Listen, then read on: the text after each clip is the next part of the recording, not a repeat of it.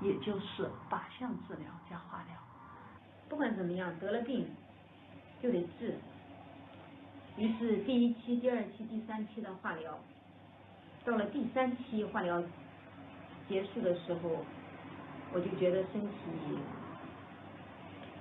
有点撑住了。办完出院手续，也到了吃午饭的时间，我们就一块出去吃饭。当时我拿筷子的手都抬不起来了。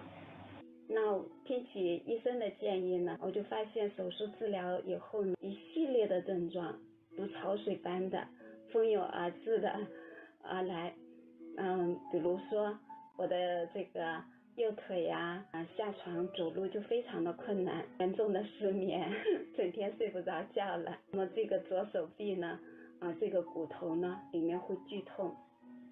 也许因为我是素食者，化疗的副作用相对比较小，我一次也没吐过。6次化疗以后，所有的小瘤瘤全部没有了。我坚决要求节疗并且拔管，完成了治疗。但是到上海去复查的时候，专家说我应该打够8次化疗，现在预后不好，很容易复发。淋巴瘤本来就是一种复发率极高的癌症。听了专家的话以后，我心情受到了比较大的影响。拿筷子的手，即使抬起来都是抖的，手都是抖的，夹个菜的力气都没有。可想这个化疗药品对这个身体的杀伤性得有多大？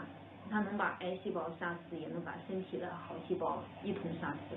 所以我想，不行啊，这个6期化疗我是绝对做不完啊，4期放疗我也肯定不行，承受不了。转眼又过了1年，我的癌症并没有复发，没有转移，但是化疗引起的脂代谢紊乱让甘油三酯升到了4.17。那通过药物治疗以及中药的来治疗呢，都没有效果。那就开始了寻找一些方法，以及自我的一个探索。当时的信息，网络上信息还没有现在那么发达，我呢也没有外界也交往的不多，尤其是生了病以后也不愿意跟外界交往，就在网上找资料。很有幸遇到了我生命中最重要的一本书，我在博士的指导下调整饮食。有一天呢，我内心呢，他就有一个声音就告诉我，停止自我的伤害，你要好好的爱自己。不管是里面的数据也好，里面的内容也好，有理有据，我就相信这能够逆转疾病，能够逆转像我这样的，即使是像我这么严重的病。经过8天的时间调理就降到了1.7。说真的，拿到化验单的那一刻，我自己都惊呆了。我通过这样的非常简单的生活方式，让我去获得了健康，我又更加的好好的爱自己，来滋养我的身体，拒绝不健康的一些食物，不是为了满足我们的嘴巴，而是学会如何的来满足我们身体的所需要。生活变得很体面，我现在4年的活着，所以诚挚的邀请您能在百忙之中抽出时间来网上参加第3届国际营养与生活方式医学峰会，刷新自己的认知，学习如何改变自己的生活方式，逆转疾病。希望有一天您和我一样得到惊喜，扔掉药物，消除亚健康，快乐幸福的生活。10月16日，我们不见不散哦。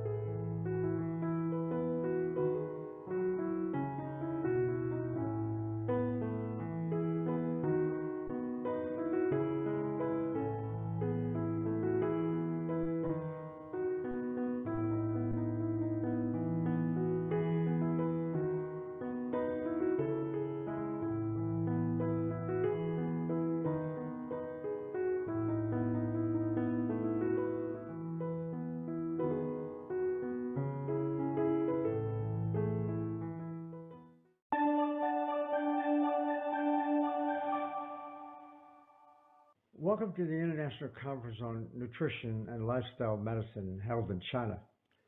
My name is Colin Campbell, and I'm a professor emeritus at Cornell University in the United States. Hi, I'm Lee Crosby, registered dietitian and nutrition education program manager with the Physicians Committee for Responsible Medicine. I'm also the lead dietitian on the Physicians Committee's Let's Beat Breast Cancer campaign. I am Dr. Scott Stoll, the co-founder of the Planned Nutrition Project, and I'm so delighted to learn about the International Conference on Nutrition and Lifestyle Medicine. And that it's going to focus on cancer. Now, while there's no guaranteed way to prevent breast cancer, there are nutrition and lifestyle steps that women can take to reduce their risk of getting it. I discuss these steps and the science behind them in my session at the conference with a special emphasis on nutrition. Lifestyle medicine begins with how we practice health for ourselves, our family, and our friends. I celebrate the success of this conference and wish you all the best during the conference. I encourage you and your loved ones to join us online on October 16th for this life-changing event, and I wish the conference great success.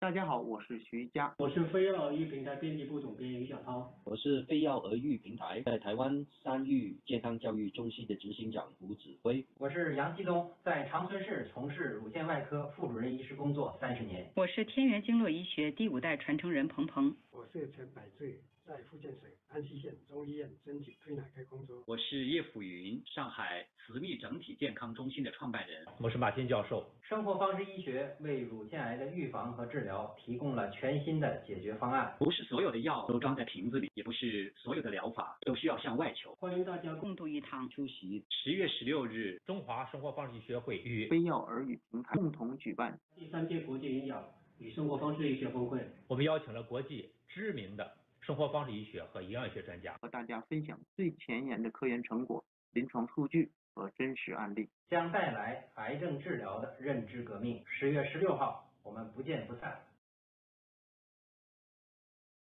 大家好，我是显峰，今年40岁，现居青岛。我是2013年的年底被查出患有子宫颈癌的，距现在也8年多了。大家好，我叫杨红，今年58岁，退休前是云南师范大学的一名教师。2017年5月检查出滤泡淋巴瘤4期。我叫邓伟丽，今年48岁，来自桐乡。那在2017年6月底的时候，我被查出了子宫内膜癌。当时不敢相信这个事实，不敢相信自己患了癌。淋巴瘤是一种血液的恶性肿瘤。那当时呢，医生呢就建议我立刻的手术。后来确诊了这个病。当时医院给出的医疗方案是子宫全切，宫颈部分切除，接着6期的化疗，4期放疗。确诊淋巴瘤以后，我就开始了学习思考，决定实行与癌症共存的观察等待策略，并改变生活方式。我立刻的手术切除这个子宫、卵巢以及淋巴。因为和瘤瘤和平共处、相安无事，我就得意忘形，不注意休息了，所以我很不幸的转换成了侵袭性的弥漫大 B 淋巴瘤。我立即开始了免疫化疗，也就是靶向治疗加化疗。不管怎么样，得了病就得治。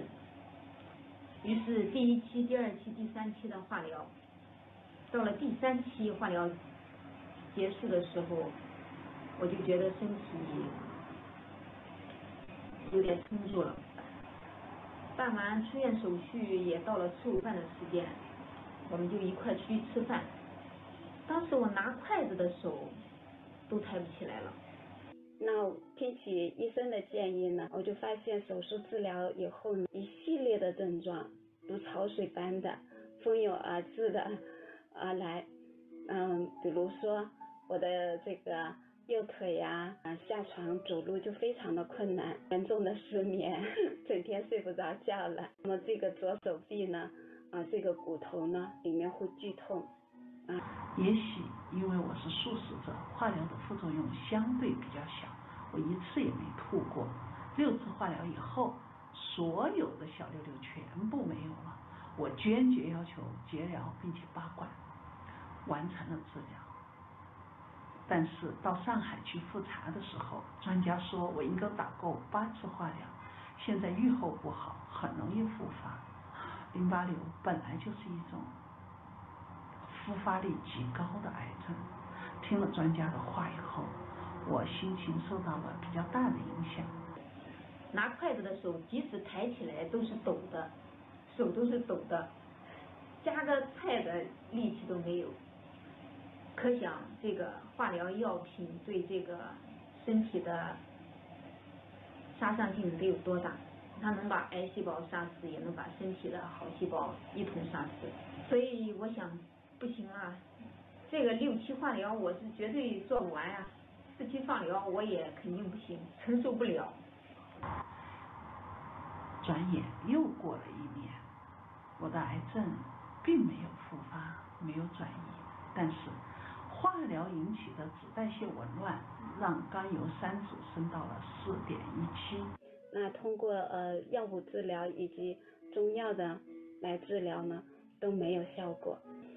那就开始了寻找一些方法，以及自我的一个探索。当时的信息，网络上信息还没有现在那么发达，我呢也没有外界也交往的不多，尤其是生了病以后也不愿意跟外界交往，就在网上找资料。很有幸遇到了我生命中最重要的一本书，我在博士的指导下调整饮食。有一天呢，我内心呢，他就有一个声音就告诉我，停止自我的伤害，你要好好的爱自己。不管是里面的数据也好，里面的内容也好，有理有据，我就相信这能够逆转疾病，能够逆转像我这样的，即使是像我这么严重的病。经过8天的时间调理就降到了1.7。说真的，拿到化验单的那一刻，我自己都惊呆了。我通过这样的非常简单的生活方式，让我去获得了健康，我又更加的好好的爱自己，来滋养我的身体拒绝不健康的一些食物，不是为了满足我们的嘴巴，而是学会如何的来满足我们身体的所需要。生活方式的改变真的很奇妙。我现在患癌4年多，但是我还快乐而健康的活着，所以诚挚的邀请您能在百忙之中抽出时间来网上参加第3届国际营养与生活方式医学峰会，刷新自己的认知，学习如何改变自己的生活方式，逆转疾病。希望有一天您和我一样得到惊喜，扔掉药物，消除亚健康，快乐幸福的生活。10月16日，我们不见不散哦。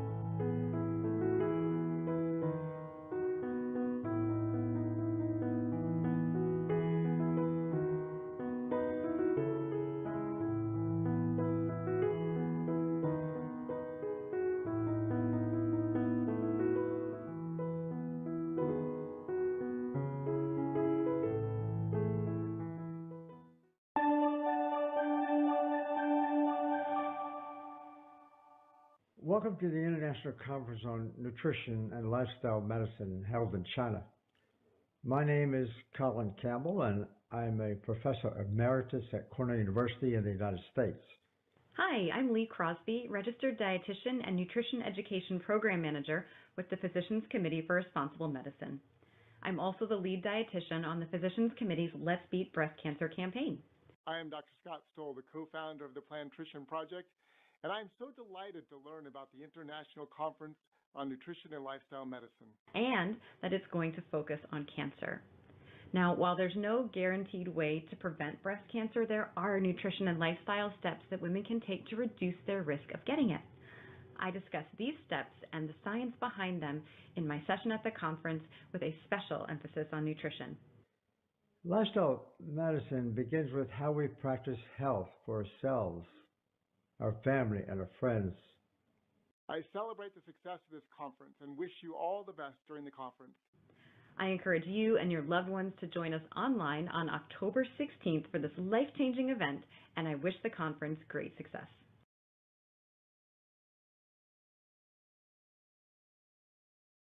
大家好，我是徐佳，我是非药儿育平台编辑部总编余小涛，我是非药儿育平台在台湾三育健康教育中心的执行长胡子辉，我是杨继东，在长春市从事乳腺外科副主任医师工作30年。我是天元经络医学第5代传承人彭鹏。我是陈百岁，在福建省安溪县中医院针灸推拿科工作。我是叶辅云，上海慈密整体健康中心的创办人。我是马欣教授。生活方式医学为乳腺癌的预防和治疗提供了全新的解决方案。不是所有的药都装在瓶子里，也不是所有的疗法都需要向外求。欢迎大家共度一堂，出席10月16日，中华生活方式医学会与非药儿育平台共同举办第3届国际营养与生活方式医学峰会。我们邀请了国际知名的生活方式医学和营养学专家，和大家分享最前沿的科研成果、临床数据和真实案例，将带来癌症治疗的认知革命。10月16号，我们不见不散。大家好，我是显峰，今年40岁，现居青岛。我是2013年的年底被查出患有子宫颈癌的，距现在也8年多了。大家好，我叫杨红，今年58岁，退休前是云南师范大学的一名教师。2017年5月检查出滤泡淋巴瘤4期。我叫邓伟丽，今年48岁，来自桐乡。那在2017年6月底的时候，我被查出了子宫内膜癌。当时不敢相信这个事实，不敢相信自己患了癌。淋巴瘤是一种血液的恶性肿瘤。那当时呢，医生呢就建议我立刻的手术，后来确诊了这个病。当时医院给出的医疗方案是子宫全切，宫颈部分切除，接着6期的化疗，4期放疗。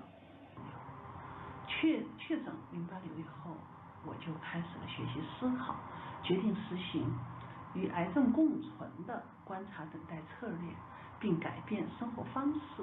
我立刻的手术切除这个子宫、卵巢以及淋巴。因为和瘤瘤和平共处相安无事，我就得意忘形，不注意休息了，所以我很不幸的转换成了侵袭性的弥漫大鼻淋巴瘤。我立即开始了免疫化疗，也就是靶向治疗加化疗。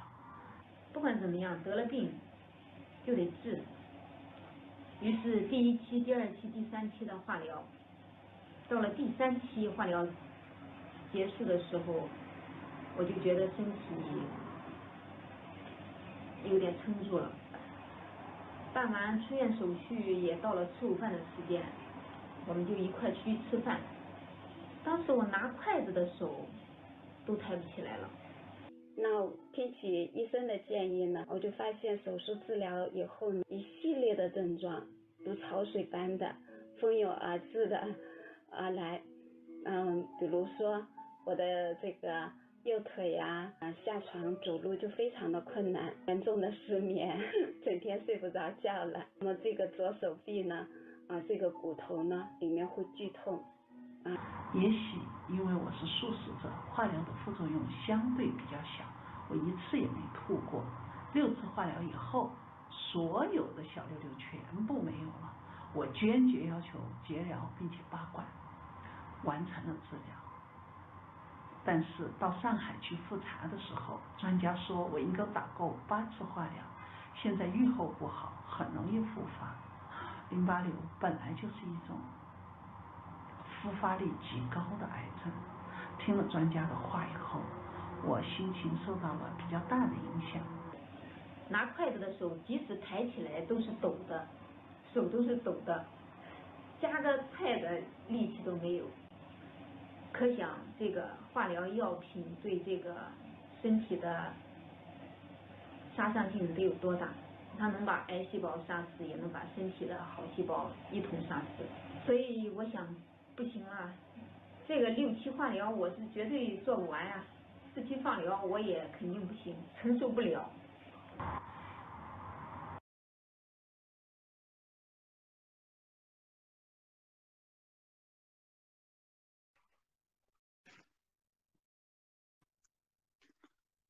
各位亲爱的嘉宾们，大家晚上好我们又见面了哈。我们的晚场的直播马上就要开始，我们将连线3位国际知名的专家，为我们带来这个营养与生活方式医学的防癌症的这个预防和非药物干预的主题演讲。演讲之后呢，我们会有这个徐佳博士为我们现场连线3位嘉宾呢进行一个观众的互动那么也请进入直播间的伙伴们动动手指，转发我们的直播间给更多需要的人，让大家也能够分享这个这么有价值的信息，也能够收获健康也能够改变自己的生活方式。那么呢今天晚间的开场嘉宾呢是我们的斯科特·斯托尔博士斯托尔博士呢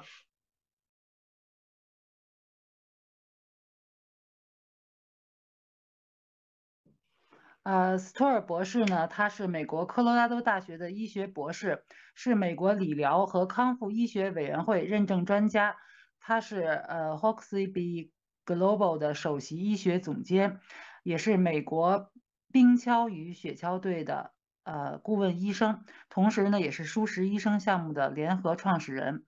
斯托尔博士他是著作等身非常多的科学论文，而且参与了全美著名的电视节目Dr.T Show， 主持了2018年美国公共电视网 PBS 的药用食物特别秀，出现在诸多的这个纪录片，包括Eating You Alive 游戏改变者，还有就是我们这个译作这个我不知道译作什么，但是这个卡梅隆大导演以及成龙他们都参与了指导这部非常有名的这种植物性饮食的一个电影。他呢既是一个出版作家呢，又是广受欢迎的国际演讲家，同时呢他还是一位著名的运动员，参加过1994年的这个奥运会的美国这个雪橇队，他是雪橇队的成员。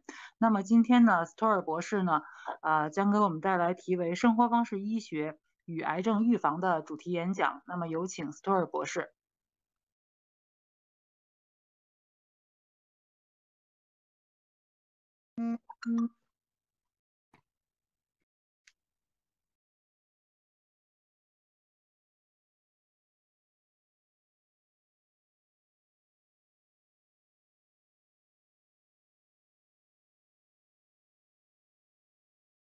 大家有什么想问？好的。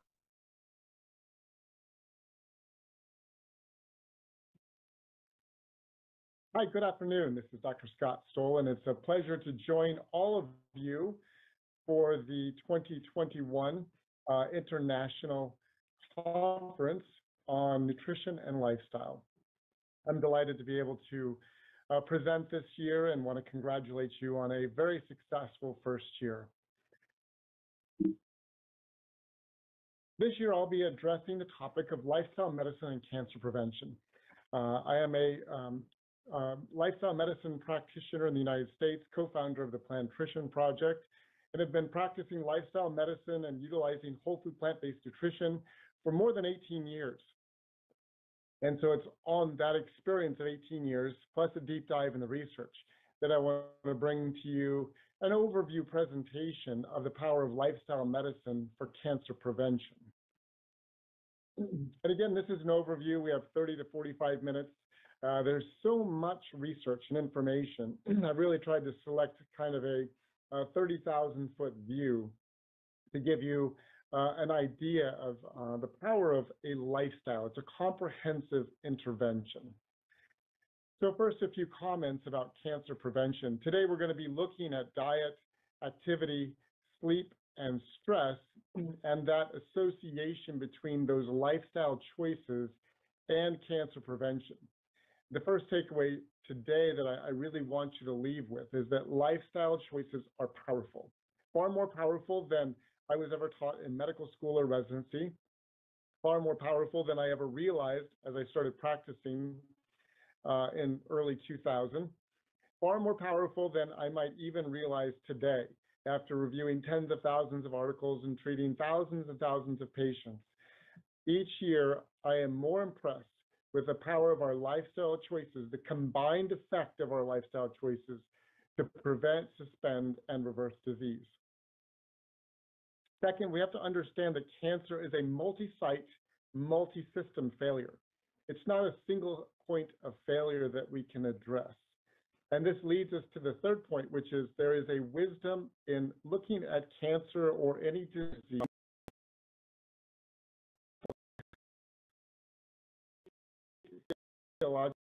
optimization. How can we optimize the system? How do we enhance systemic homeostasis versus the hubris of biohacking? And this is looking at single supplements such as vitamin E for lung cancer. And we've seen that in those studies, single antioxidant choices, vitamin A, vitamin E, actually increase the growth of cancer or increase the risk. And so it's not a single site, it's not a single intervention, it's a holistic intervention for a whole system failure. Now today I'm not going to be talking about toxic exposures such as tobacco or environmental toxins. Those are entire presentations in and of themselves. And while tobacco, alcohol, and others may fall under lifestyle, I chose to just focus on the four pillars today of diet, sleep, activity, and stress. So let's start with diet. Every day we start our day with an empty plate, and we fill that plate with food, often choices driven by culture, often choices driven by habit, often choices driven by convenience, sometimes driven by craving. But largely, we fill our plates with about 100 bites of food, 1,500 to 2,000 calories that add up to combine into a dietary lifestyle. And so it's a dietary lifestyle that has the greatest activity or opportunity to prevent, suspend, or reverse disease. It's not simply adding something to your plate every single day, rather it's the comprehensive effect of a dietary lifestyle that really makes a difference. Now, do you know how many pounds of food the average person consumes in a year? That's right, it's about 2,000 pounds, or the equivalent of this little car. Bumper to bumper, this car weighs 2,000 pounds, and that's the equivalent poundage of food that the average person would eat in a year. Now, that's a little less than 1,000 kilograms, and it's an enormous amount of food. And if we think about that food, it's the outside environment passing through our bodies and interacting with our cells on a daily basis. What's often forgotten is that as we are eating food, within 2 to 4 hours, food is reaching the deepest levels of our cells, impacting DNA, inflammation levels, even impacting our brains and causing us to feel socially disconnected or depressed within 2 to 4 hours of eating food. So it is the comprehensive effect of food, but it's happening in real time. And I think that's one of the important messages for today as we think about cancer prevention. It's the totality of the food that we're consuming on an annual basis, but it's also the daily impact of food Is the food causing inflammation? Is the food reducing inflammation? Is the food optimizing immune function and natural killer cell function to identify cancer cells and eradicate them? Or is the immune system being weakened by the presence of substances like sugar? And we know that 4 tablespoons of sugar suppresses the immune system for up to 4 hours. Our food has changed over the course of 100 years. This is just a snapshot looking from 1909 to 2007 and comparing the consumption of sugar, oil, total meat, cheese, calories, and soft drinks. We can see that moving from 1909 to 2007, we added about 135 pounds of sugar and sweeteners per person per year. And it's not necessarily that people are buying bags of sugar. This is the result of sugar and sweeteners being included in just about everything that we buy. We've added an additional 70 pounds of oil. Now, oil is 120 calories per tablespoon. Oil is included again in all the processed foods, restaurant foods, and is a 4,000 calorie per pound addition to our diet that does not add any substances that would be related to cancer protection or the optimization of health. In fact, most oils are inflammatory, high in saturated fats, and so they become very detrimental, adding weight onto the body, which again, as we add weight, fat cells produce inflammation and are also, as we'll see later, involved in the formation of blood vessels to cancer cells.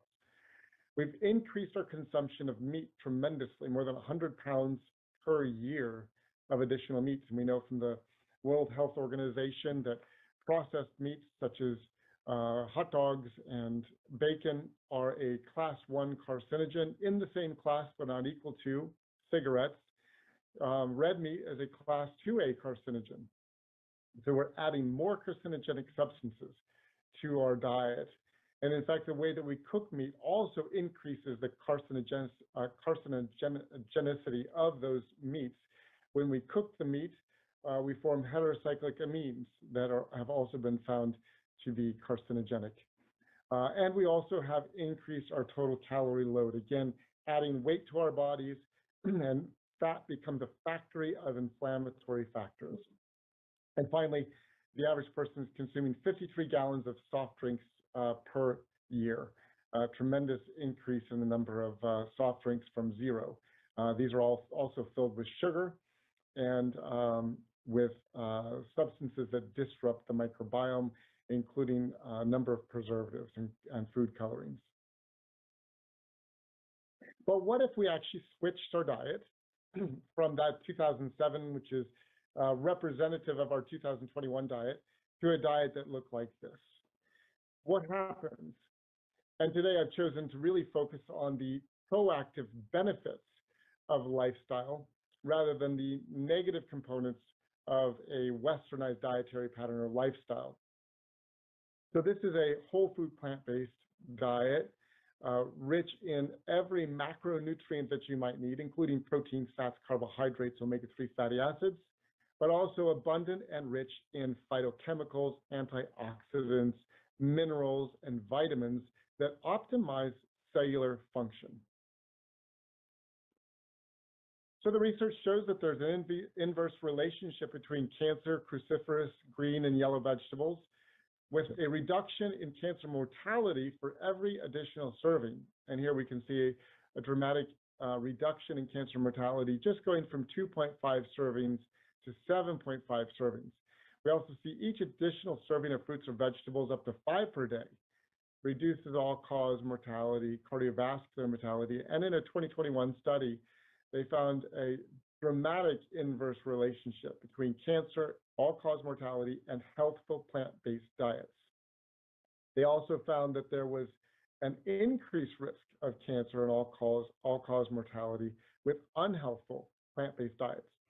And this is an important point, that as plant-based nutrition has become more prevalent, more recognized and well-known in our cultures around the world, we have now the risk of an unhealthful plant-based diet, which includes processed foods, chips, crackers, oil-based products, processed grains.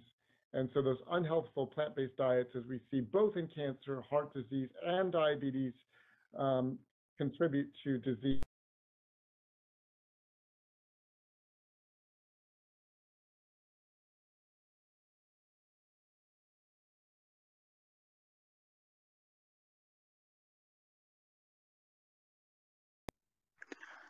请大家稍等一下啊，我们导播马上。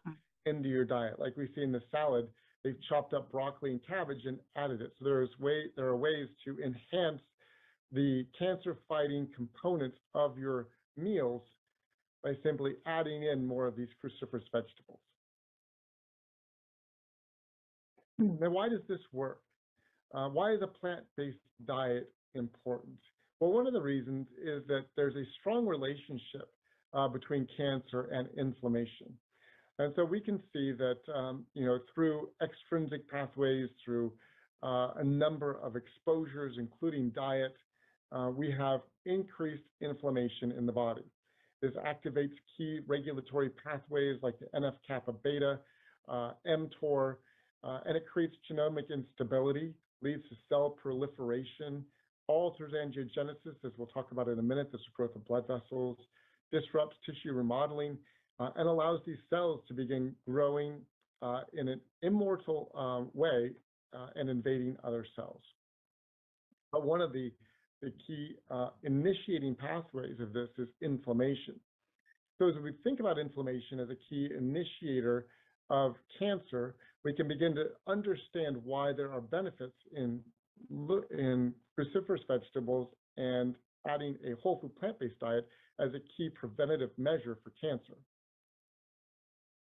Research has shown us that polyphenols, which are the phytochemicals or colors of the vegetables, as we see the blackberries and the green spinach in this picture, those polyphenols have a very powerful effect on down-regulating the inflammatory cascade.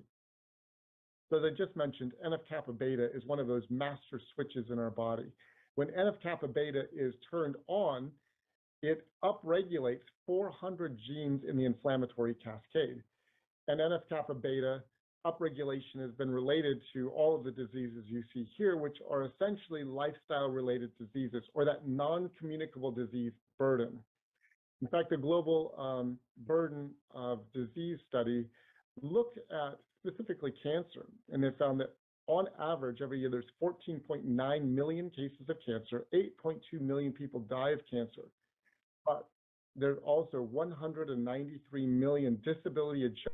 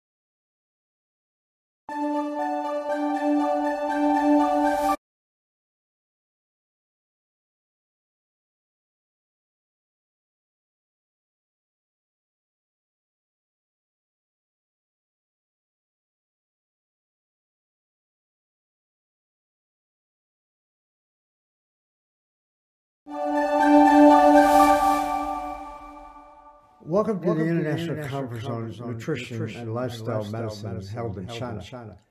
My name is Colin Campbell, and I'm a professor emeritus at Cornell University in the United States. Hi, I'm Lee Crosby, registered dietitian and nutrition education program manager with the Physicians Committee for Responsible Medicine. I'm also the lead dietitian on the Physicians Committee's Let's Beat Breast Cancer campaign. I am Dr. Scott Stoll, the co-founder of the Planned Nutrition Project, and I'm so delighted to learn about the International Conference on Nutrition and Lifestyle Medicine. And that it's going to focus on cancer. Now, while there's no guaranteed way to prevent breast cancer, there are nutrition and lifestyle steps that women can take to reduce their risk of getting it. I discuss these steps and the science behind them in my session at the conference with a special emphasis on nutrition.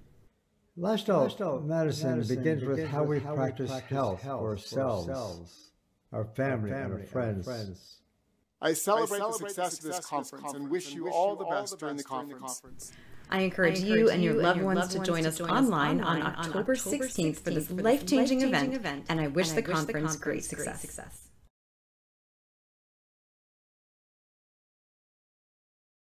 大家好，我是徐瑜佳。我是非药医平台编辑部总编余小涛。So omega-3 fatty acids, but also abundant and rich in phytochemicals, antioxidants, minerals, and vitamins that ought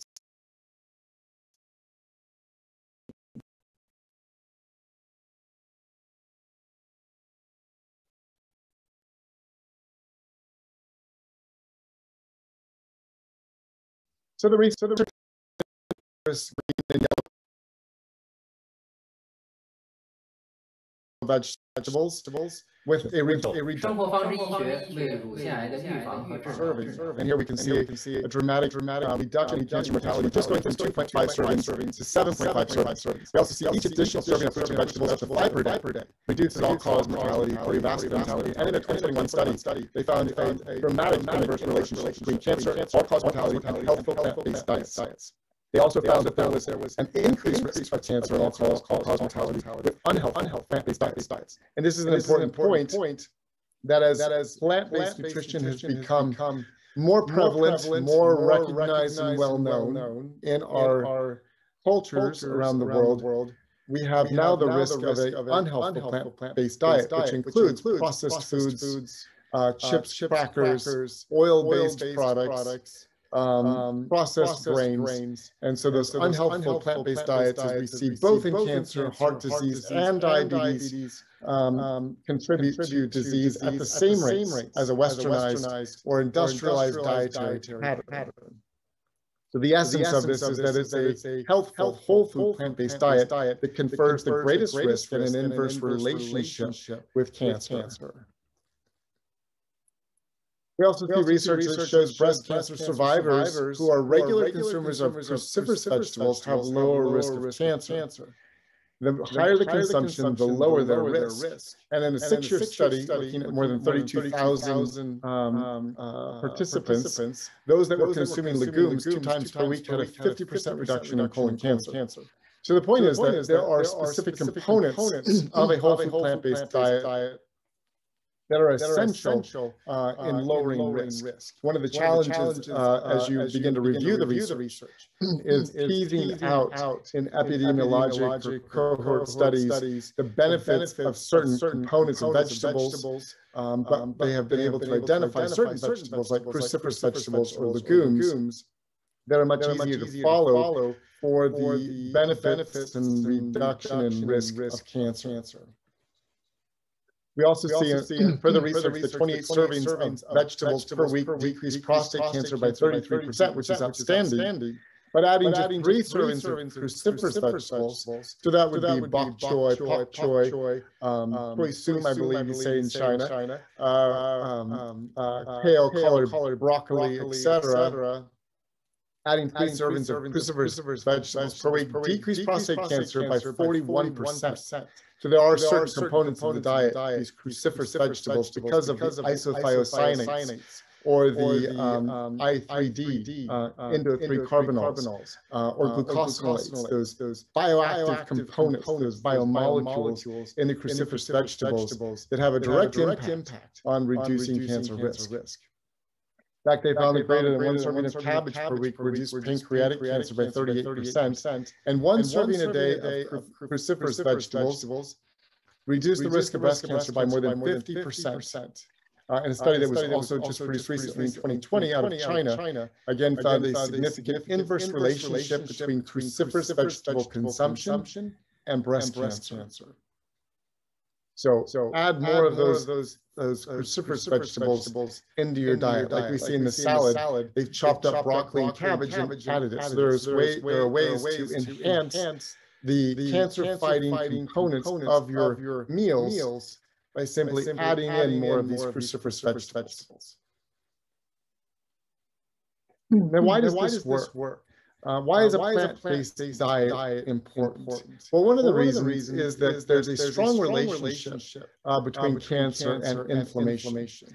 And so we can see that, through extrinsic pathways, through a number of exposures, including diet, we have increased inflammation in the body. This activates key regulatory pathways like NF-kappa beta, mTOR, and it creates genomic instability, leads to cell proliferation, alters angiogenesis, as we'll talk about in a minute, this growth of blood vessels, disrupts tissue remodeling, and allows these cells to begin growing in an immortal way and invading other cells. And here we can see one of the key initiating pathways of this is inflammation.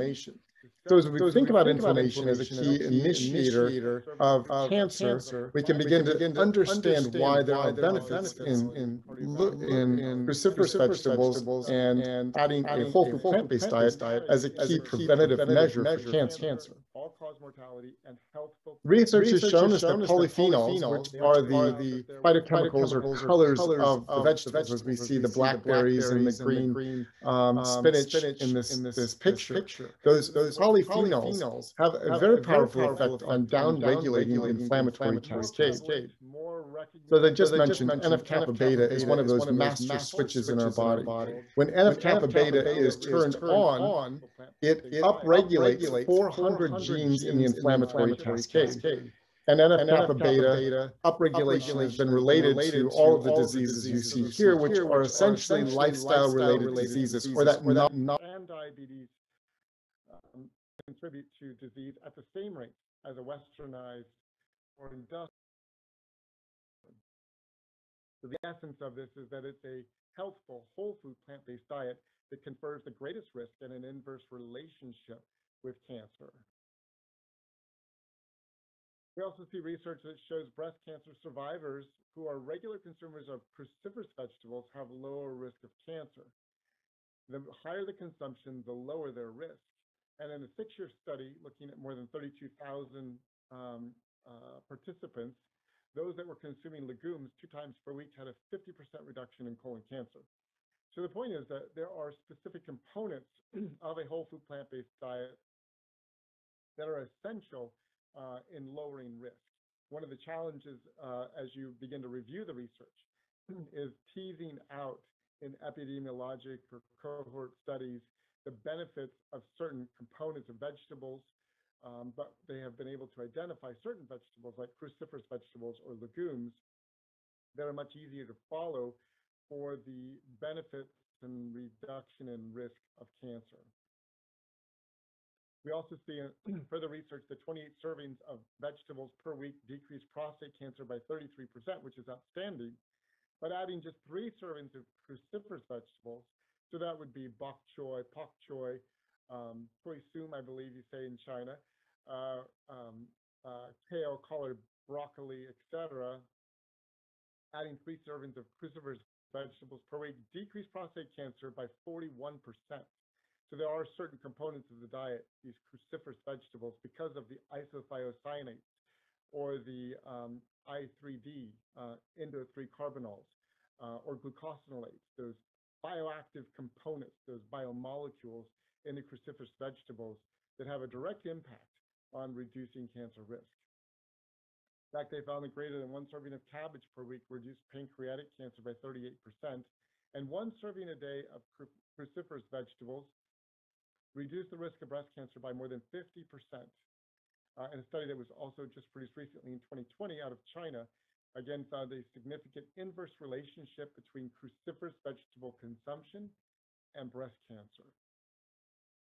So add more of those cruciferous vegetables into your diet. Like we see in the salad, they've chopped up broccoli and cabbage and added it. So there are ways to enhance the cancer-fighting components of your meals by simply adding in more of these cruciferous vegetables. Now, why does this work? Why is a plant-based diet important? Well, one of the reasons is that there's a strong relationship between cancer and inflammation. And so we can see that, through extrinsic pathways, through a number of exposures, including diet, we have increased inflammation in the body.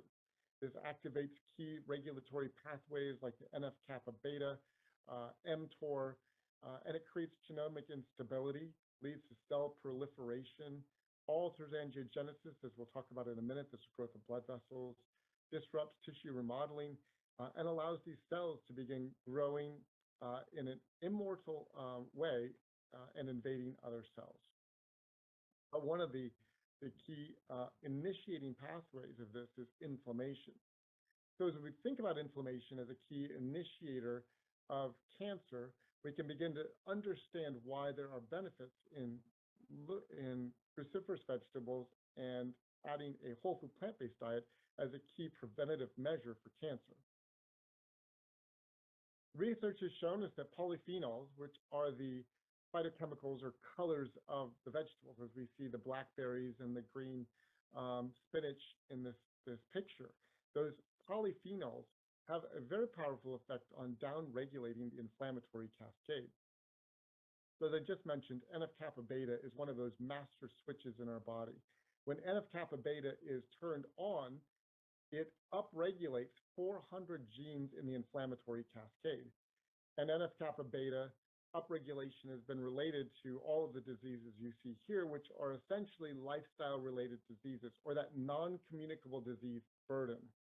In fact, the global burden of disease study looked at specifically cancer, and they found that on average, every year there's 14.9 million cases of cancer, 8.2 million people die of cancer, but there's also 193 million disability-adjusted life years related to cancer. So it's not just that it is killing 8.2 million people, it's causing significant disruptions in quality of life for even those that survive. And so because of that, it's critical that we learn how to begin turning off some of these master switches, this NF-kappa beta switch. One of those ways that's been studied is the inclusion of polyphenols or phytochemicals in your diet. It's been shown to turn off that master switch. But what's also interesting is that the body is complex, and the systems are so elegantly designed that we see that when we're consuming that salad, it's just not the polyphenols from the salad that are turning off NF-kappa beta. It's the fiber in the salad that's being digested by the bacteria in our microbiome in our gut, those 50 to 100 trillion bacteria that live in our gut. And when those healthy bacteria are digesting fiber, they produce byproducts. One of those is called butyrate. Butyrate then is released into the bloodstream, cycles back into the cells, and butyrate turns off NF-kappa beta as well. So your salad is having a multiplied effect throughout your body as you're enjoying those beautiful fruits and vegetables. We also know that polyphenols, those phytochemicals, have a profound effect on reducing inflammation by impacting reactive oxygen species, those kind of free radicals that are responsible for oxidative stress or inflammation. And polyphenols act as an antioxidant by scavenging our reactive oxygen species through metachylation, through suppressing the formation of reactive oxygen species, detoxification, and again, stopping the formation of inflammation. As we can see, these reactive oxygen species are again a trigger for that whole cascade a pro-inflammatory cascade leading to the formation of cytokines and chemokines and inflammation. But polyphenols block that at the beginning. They downregulate that. So a diet rich in polyphenols has the impact of halting the production of reactive oxygen species and stopping inflammation at its origin. Another mechanism for the prevention of cancer through a whole food plant-based diet is the fiber. And one of the greatest nutritional crises globally, here in the United States especially, is fiber. Only 4% of the population here in the United States consumes an adequate amount of fiber. We know that industrialized dietary pattern has been adopted around the world. And so in most countries today where there's an industrialized diet that's the predominant dietary pattern, we know those countries also have a crisis of fiber consumption. Now, why is fiber important? One reason fiber is important is because fiber feeds the healthy bacteria in our gut, those lactobacillus and bifidobacterium that are critical in producing these short-chain fatty acids that have far-reaching effects in our body, everything from stabilizing blood sugars here to reducing inflammation. So the microbiome produces butyrate, a short-chain fatty acid, as the bacteria are consuming that fiber. And the butyrate has downstream effects. The butyrate reduces the expression of VEGF. VEGF is a key signaling molecule that upregulates the creation of new blood vessels that are crucial for feeding cancer and the metastasis of cancer, as we'll see in just a few minutes when we talk about angiogenesis. Butyrate also, as we saw, turns off the NF-kappa beta switch, but it also inhibits that other critical pathway that's been identified in cancer formation, which is mTOR. Further, it has an epigenetic effect. It turns off the epigenome with insulin resistance and obesity by affecting PGC1 alpha. Those are both important because we know that people living with type 2 diabetes or type 1 diabetes that is not well controlled and or are obese have increased risk of a host of cancers. We also see, not as relevant to this talk, but its butyrate impacts cardiovascular disease. It upregulates BDNF, brain-derived neurotrophic factor, which is neuroprotective. It optimizes the immune system. It induces macrophage differentiation and is a potent antimicrobial function. And it also activates stem cells. So a profound effect by just consuming more fiber and the amazing downstream effect of the byproducts from the fiber that we consume. The quality of our diet also matters, as we see here. This is a simple study that compared a lower quality plant-based diet to a higher quality plant-based diet, looking at HSCRP. Now, knowing that inflammation is a key activator of the cancer pathways, we can see that the yellow here representing the high quality diet, which consisted of darker colored vegetables versus lighter colored vegetables in the lower antioxidant diet. You see over the course of about 2 weeks, statistically significant reduction in inflammation, measured again by HSCRP in a high quality, nutrient-rich plant-based diet. Another component of our physiology that is optimized by diet is angiogenesis. This is a critical step in cancer growth and metastasis. But disrupted angiogenesis is also, as we see here in this slide, a component of a number of lifestyle diseases, from chronic wound healing to psoriasis to obesity to MS, etc. But what happens in cancer when angiogenesis is disrupted? Now, incidentally, angiogenesis disruption comes essentially from a westernized dietary pattern and lifestyle. Stress, inactivity, poor sleep, excessive sugars, high-fat meals, westernized dietary pattern disrupts angiogenesis, leading to an imbalance of insufficiency and also excessive angiogenesis. The research has shown that transitioning to a diet rich in berries and dark leafy greens, again, that high quality whole food plant-based diet, inhibits VEGF, as we talked about earlier, which is a key in reducing the migration of endothelial cells and preventing the growth of blood vessels into the cancer. We also see that the berries exert an anti-inflammatory and anti-angiogenic effect. The Angiogenesis Foundation did extensive research looking at foods that optimize angiogenesis, and it found that essentially this list, which is a beautiful breakfast, lunch, and dinner for all of us, optimizes angiogenesis. And as Dr. William Lee, the founder of the Angiogenesis, likes to say, this is a diet that starves cancer. Essentially, it inhibits VEGF, which prevents blood vessels from growing up into the cancer and prevents also the metastasis of cancer. No escape routes out those angiogenic vessels.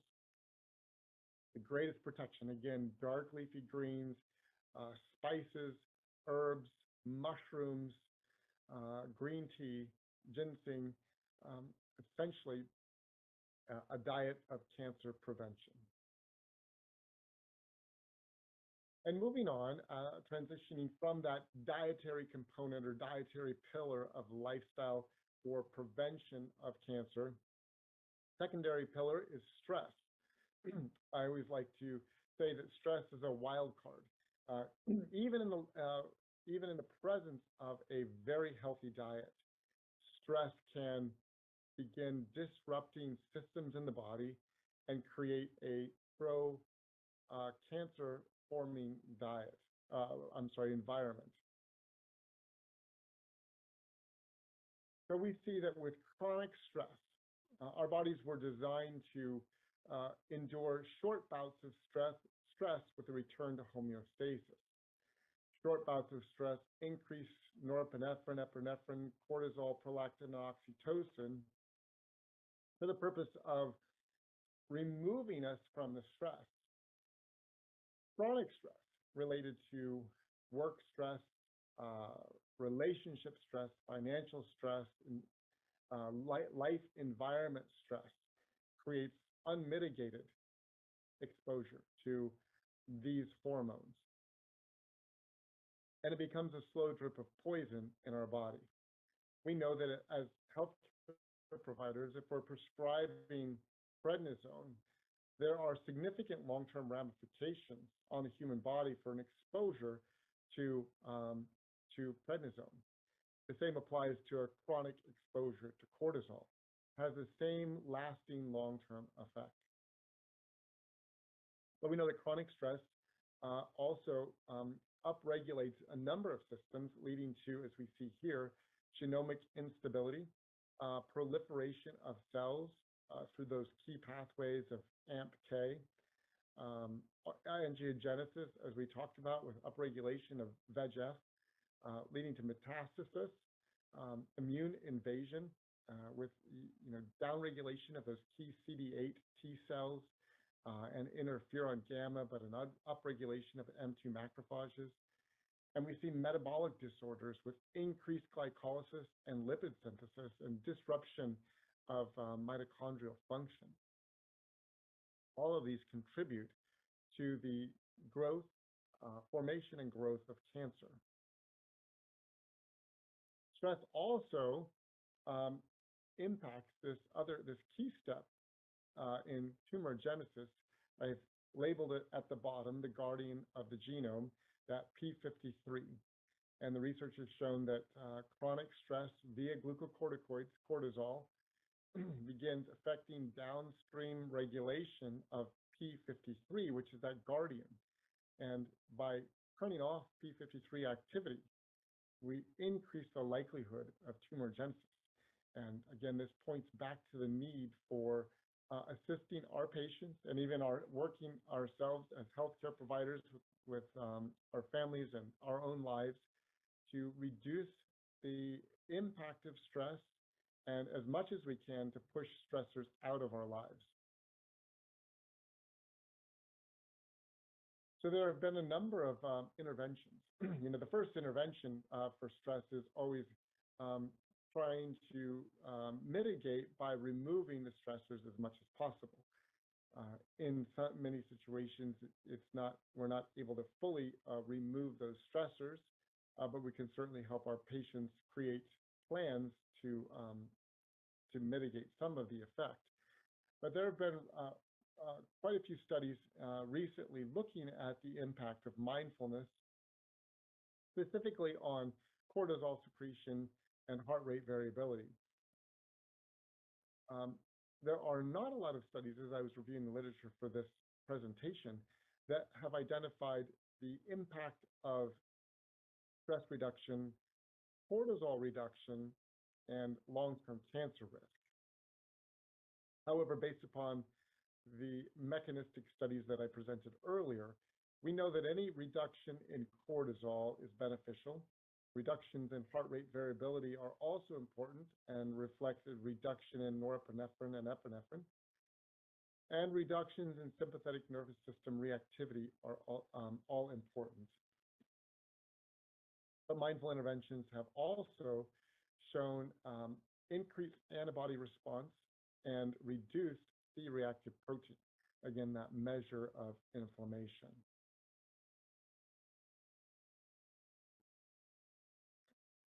Moving on to sleep, I love this picture when I found it. This is a peaceful night's sleep. When you can sleep with a tiger, you know you're sleeping peacefully.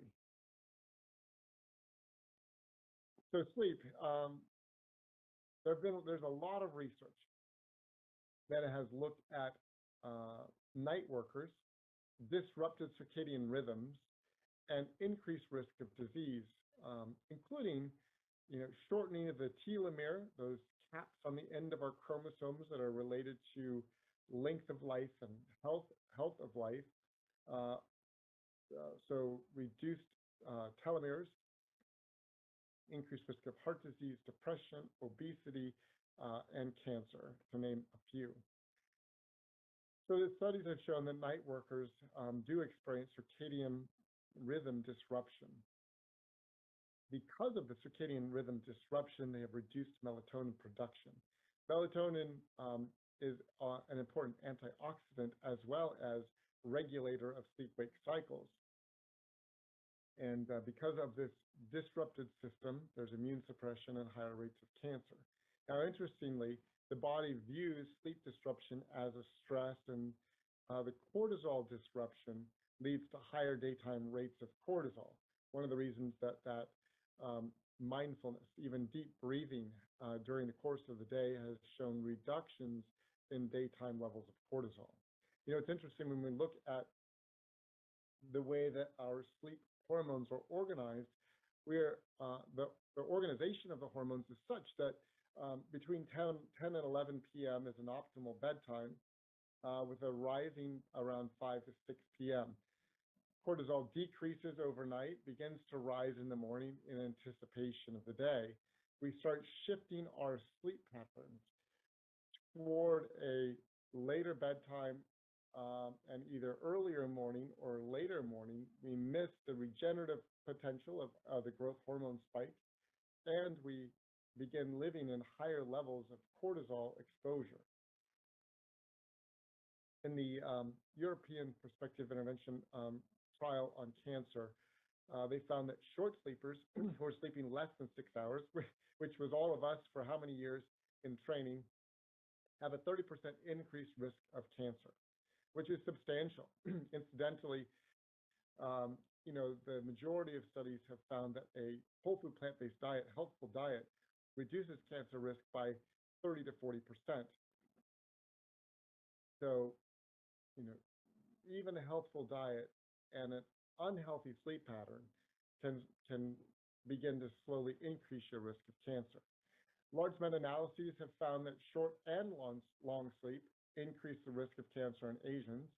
So this is less than 6 hours or more than 9 hours. Again, because we're beginning to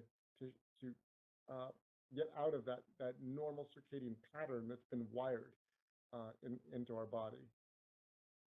And sleep disturbances increase the inflammatory molecule TNF-alpha. Now, what about exercise and cancer prevention? I chose this picture because this is a non-traditional view of exercise. This is actually a group of older Chinese exercising in the morning.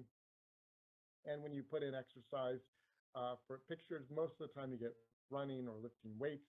However, this is the right exercise because it's challenging the body in different ways, strengthening the arms, working on balance and core. And I just really like this picture and wanted to highlight that unique aspect of exercise. But exercise is another important component in cancer prevention.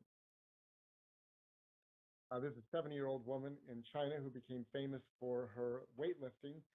But the studies show that with activity and exercise, that adding exercise, so that's 40 minutes of vigorous exercise or 90 minutes of lower intensity exercise 5 days a week, was related to an inhibition of tumor growth, normalized angiogenesis, very important, both throughout the body and in the brain. It's been related to a lower risk of dementia. Exercise restores hormonal balance, reduces cortisol, regulates the immune system, especially those cytotoxic cells like natural killer cells. The hypothermia of exercise, increasing your body weight, modifies the vasculature in a positive way. Exercise optimizes the types of bacteria that live in our microbiome and is associated with reduced inflammation, improves mood, and improves sleep. So, it's this interrelatedness of a lifestyle. We can begin to see that, sleep and stress and food and activity all work together to create that wall or that barrier for protecting us from cancer. It's also interesting that activity and exercise have a positive effect on satiety and appetite, and that when people are exercising regularly, they are less prone to eat unhealthful foods. And so through that interaction with diet, and the same goes for sleep and stress, we begin to make more healthful choices on the dietary side. The World Cancer Research Fund came up with a list of 10 recommendations based upon a review of 7,000 studies for cancer prevention. And they recommended that people stay as lean as possible without being underweight. And again, as we talked about earlier, this is due to the inflammatory nature of fat, that fat as a tissue, adipose tissue, pumps out inflammatory mediators and cytokines that begin to disrupt the body. It pumps out angiogenic mediators that promote the growth of blood vessels to fat and to tumor cells.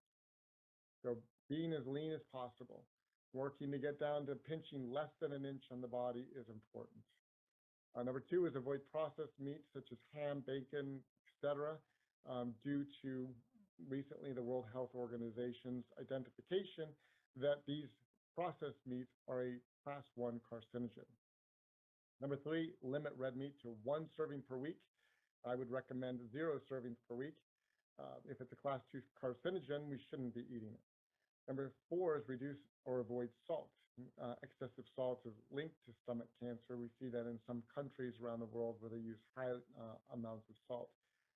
Incidentally, salt is also linked to the epigenetic switch that would drive cravings.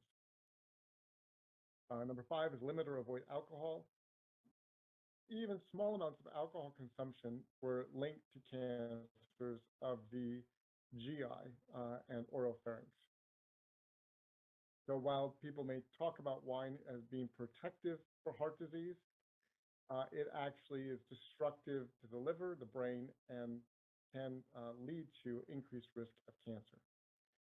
Number 6, eat whole plants and plan meals around fruits and vegetables. This is the whole food plant-based plate that we talked about earlier. Aim to meet dietary needs through diet and limit supplements. As at the outset, when we talked about the downside of using supplements or single nutrients to try and biohack the body. This is a complex system that requires a holistic solution. Exercise at least 30 minutes a day. Recommendations really are for 40 minutes of vigorous exercise, but do something that you love to do. Encourage your patients to find an activity that they love to do and to do it every day. Avoid sugar and sugary drinks, high in fat and calories, cause inflammation within 2 to 4 hours. And mothers should breastfeed for every reason, including the fact that as mothers are breastfeeding, they're actually feeding their babies microbiome from their microbiome, building up that important, critical foundation for a healthy microbiome that is responsible for the support of your immune system. In conclusion, I just wanted to highlight a couple of resources that we've created at the Planned Nutrition Project. We started the Planned Nutrition Project not-for-profit to educate, equip, empower, and inspire healthcare providers around the world with the power of whole food plant-based nutrition and create resources both for clinicians, their families, and their patients. We've created quick start guides in a number of languages, including Mandarin and traditional Chinese, that can be found on our website, plannednutritionproject.org. We have a number of other resources there in English. We're working to get things translated over. We have an annual conference every year, the International Plant-Based Nutrition Healthcare Conference, with more than 20 speakers from around the world that are helping us to understand the science of whole food plant-based nutrition and the implementation of lifestyle and plant-based nutrition in clinical practice. Information there can be found pbnhc.com. We have a conference coming up September 24th through 27th that will be virtual. And so even if you missed the conference, you can log on and watch that later. We have a journal called the International Journal of Disease Reversal and Prevention, a free journal, open source, that is designed to review the science, the emerging science of reversing disease through lifestyle intervention. Dr. Kim Williams, the past president of the American College of Cardiology, is our esteemed editor-in-chief. Finally, we have a resource to help identify healthcare providers around the world, plantbaseddocs.com, helping connect patients looking for a doctor that practices lifestyle medicine, plant-based nutrition with healthcare providers themselves. So I hope that these resources are helpful for you. We're creating more, so please sign up there at Planned Nutrition Project if you'd like more resources. And I would just like to thank you for your time today and thank the organizers for this privilege of speaking to you. And I am thankful that we live in the 21st century where I can sit in my home in Franklin, Tennessee, and be interacting with all of you. I wish you all the best of health and life and vitality. And as I always like to do, I encourage each of you to become a sphere of influence, a bright shining light, an ambassador for this message, not only to your patients, but to your families and your community. Because I sincerely believe that as each of us grabs hold of the power of lifestyle medicine and plant-based nutrition, and we begin to advocate for it in the lives of our patients, and we become voices in our community, we can see a rapid grassroots spread of this movement around the world that will save lives, that will change our world and save our environment. So thank you very much. I wish you all the best.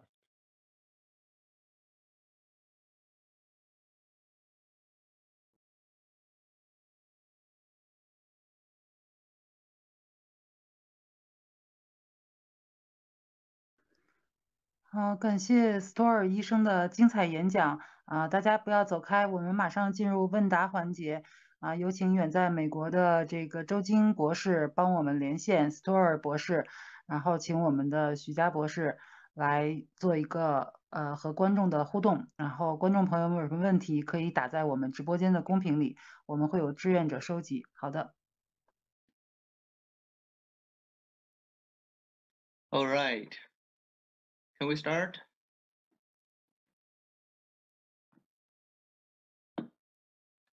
OK. 中文这边听得到声音吗？可以的，博士能听到。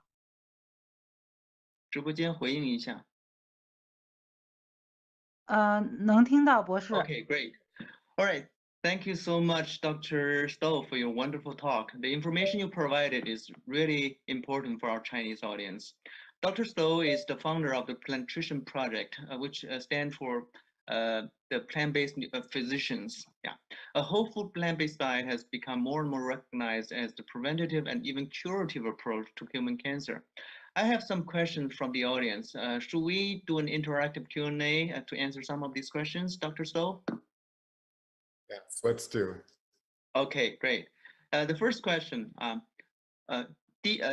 现在我跟大家要给就是 Dr. Stoll 呢做一个问答哈。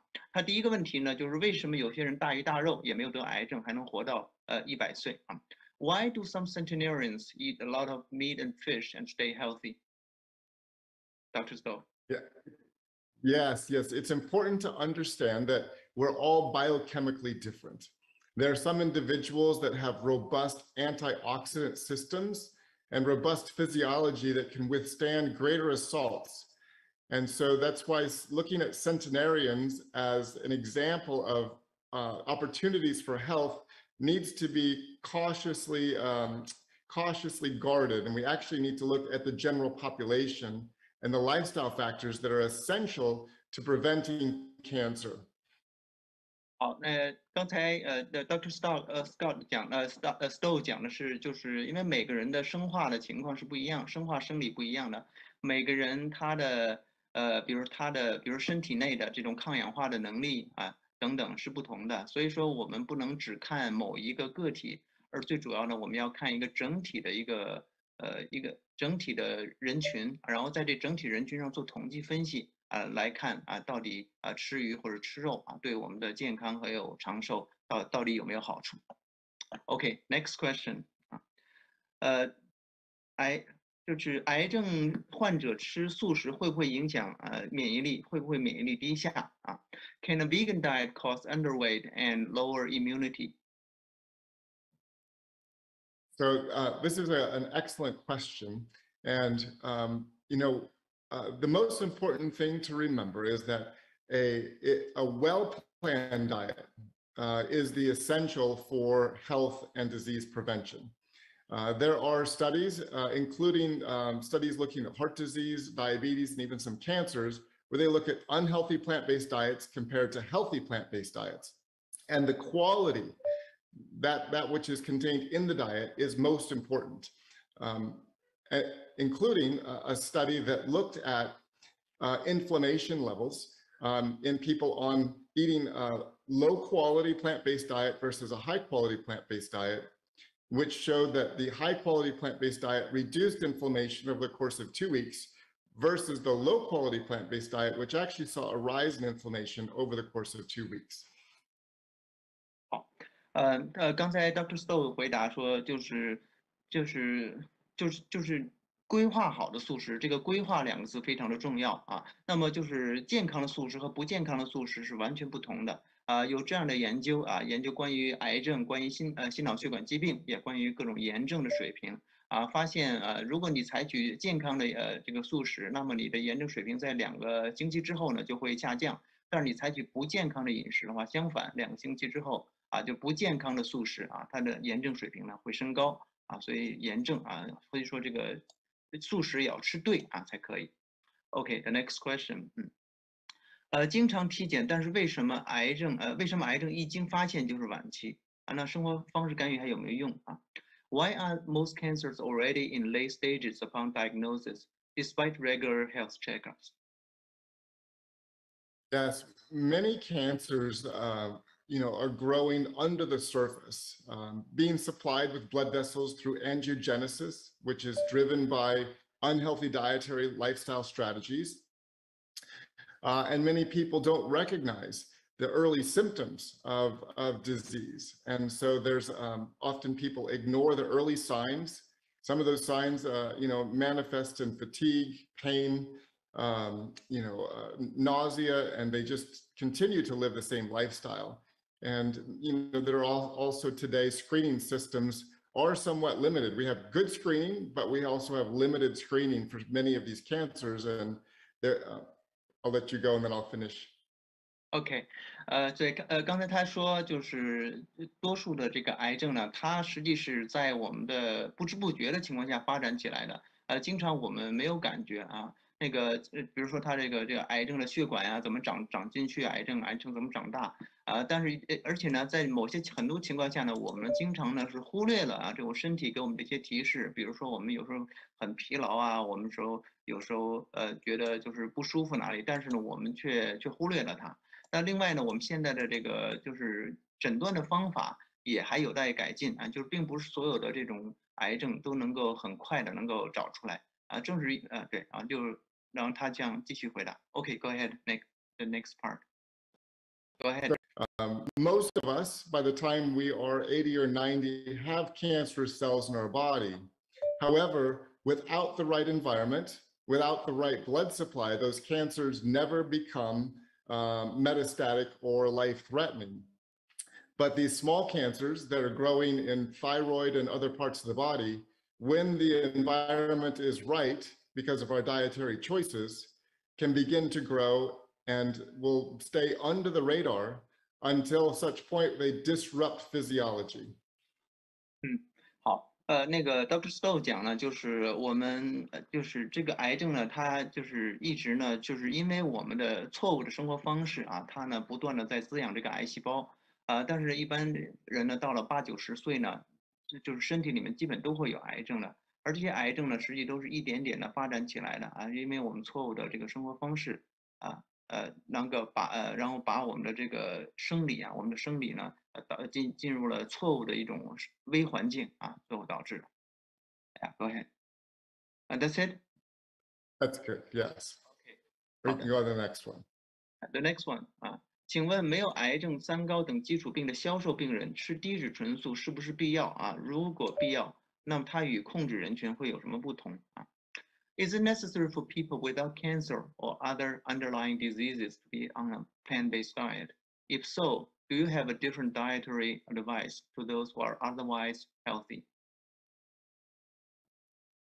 I always ask people, how healthy do you want to be?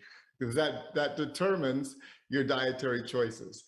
And also understanding that we live in an environment today that is constantly bombarding our cells and causing disruptions in our DNA and predisposing the formation of some cancer. I always recommend dietary excellence. One, for the prevention of cancer and all disease, but two, just for the optimization of vitality and energy and life. And as we've seen today, so important for optimization of the immune system and protection. So I recommend the same diet for everyone.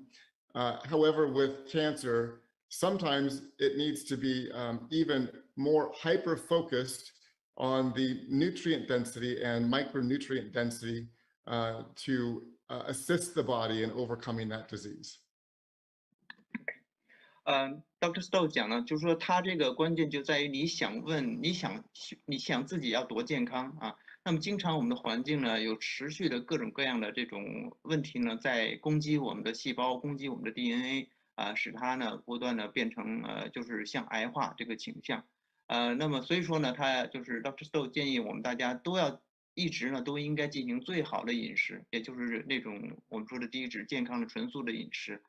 这样的话可以帮助我们预防这种细胞的癌化，同时呢也会优化我们自己的健康，优化我们的免疫系统因此呢Dr. Stoll 建议，就不管你是健康人还是不健康人，都应该采取同样的最健康的饮食那这样的话那对于癌症的病人的话，他认为呢，我们应该采取就对于这个营养方面呢，我们就应该更加小心，更加能够在就精准的营养或者这种营养素方面呢，我们要考虑的更周全。Thank you, Dr. Stoll. Okay, next one. Okay, we have one more question here.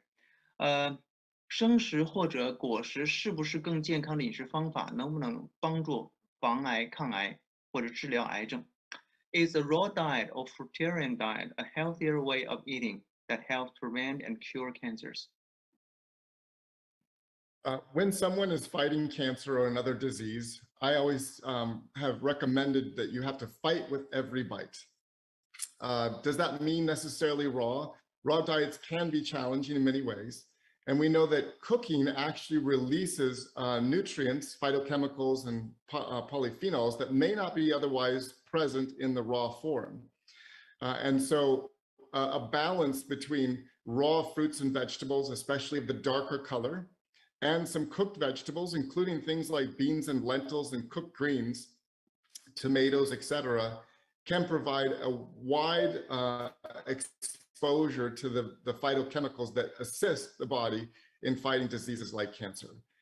So I believe that, eating some cooked, a lot of raw, is a nice balanced approach that also helps someone fighting cancer maintain their body weight.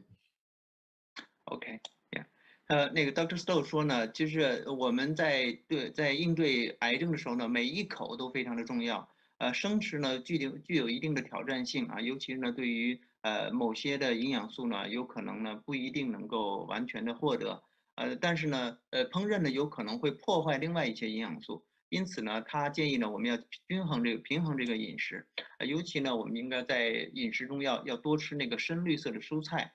这个呢，尤其是深颜色的这个生食的这些蔬菜啊、水果等等，同时呢，要吃一些熟的那个谷类啊、豆类啊，尤其是豆类啊。那么这样的话，它能够平衡我们身体所能够接受到的这个植化素啊等等，这样才能够更好的能够对抗这个癌症。好 ，All right ，So 那么我们今天的跟那个 Dr. Stoll 的这部分呢，咱们就到这里啊，准备下一部分。Okay, thank you, Dr. Stoll, for your wonderful help for this conference. I think all the Chinese audience have received your kindness and your wisdom, and wish you have a nice, a future career of the plant-based diet, and also wish in the future we will be able to have the opportunity to invite you again for our conference. Yeah, thank you. Thank you so much. It's been a sincere honor. And I wish you all the best, that you will reach hundreds of thousands and millions across China. Thank you. 好，谢谢。我们现在完成啊，谢谢。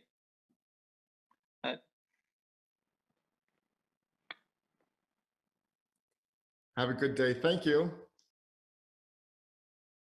好，感谢Stoll博士和徐佳博士的精彩连麦啊，博士也为大家一些大家都有疑问的问题，然后请教了Stoll博士，然后也进行了精彩的问答，也感谢周金博士的转播，然后最后呢。Stoll博士也给中国的观众送上了美好的祝愿，然后徐佳博士也是在请这个Stoll博士在合适的时候再来给大家做精彩的演讲啊，我们的观众朋友们我们可以再期待一下。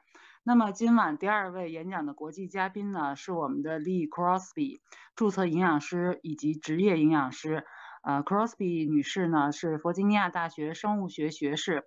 是北卡罗来纳大学教堂山分校全球公共卫生学院营养学研究生，是注册营养师与职业营养师，美国责任医师协会营养教育项目主管。那么今天呢，Crosby 女士将给我们带来的演讲题目是通过营养和生活方式来降低癌症风险。那么有请 Crosby 女士，过后我们同样是有精彩的问答，大家动动手指转发直播间，点赞关注，感恩大家，有请。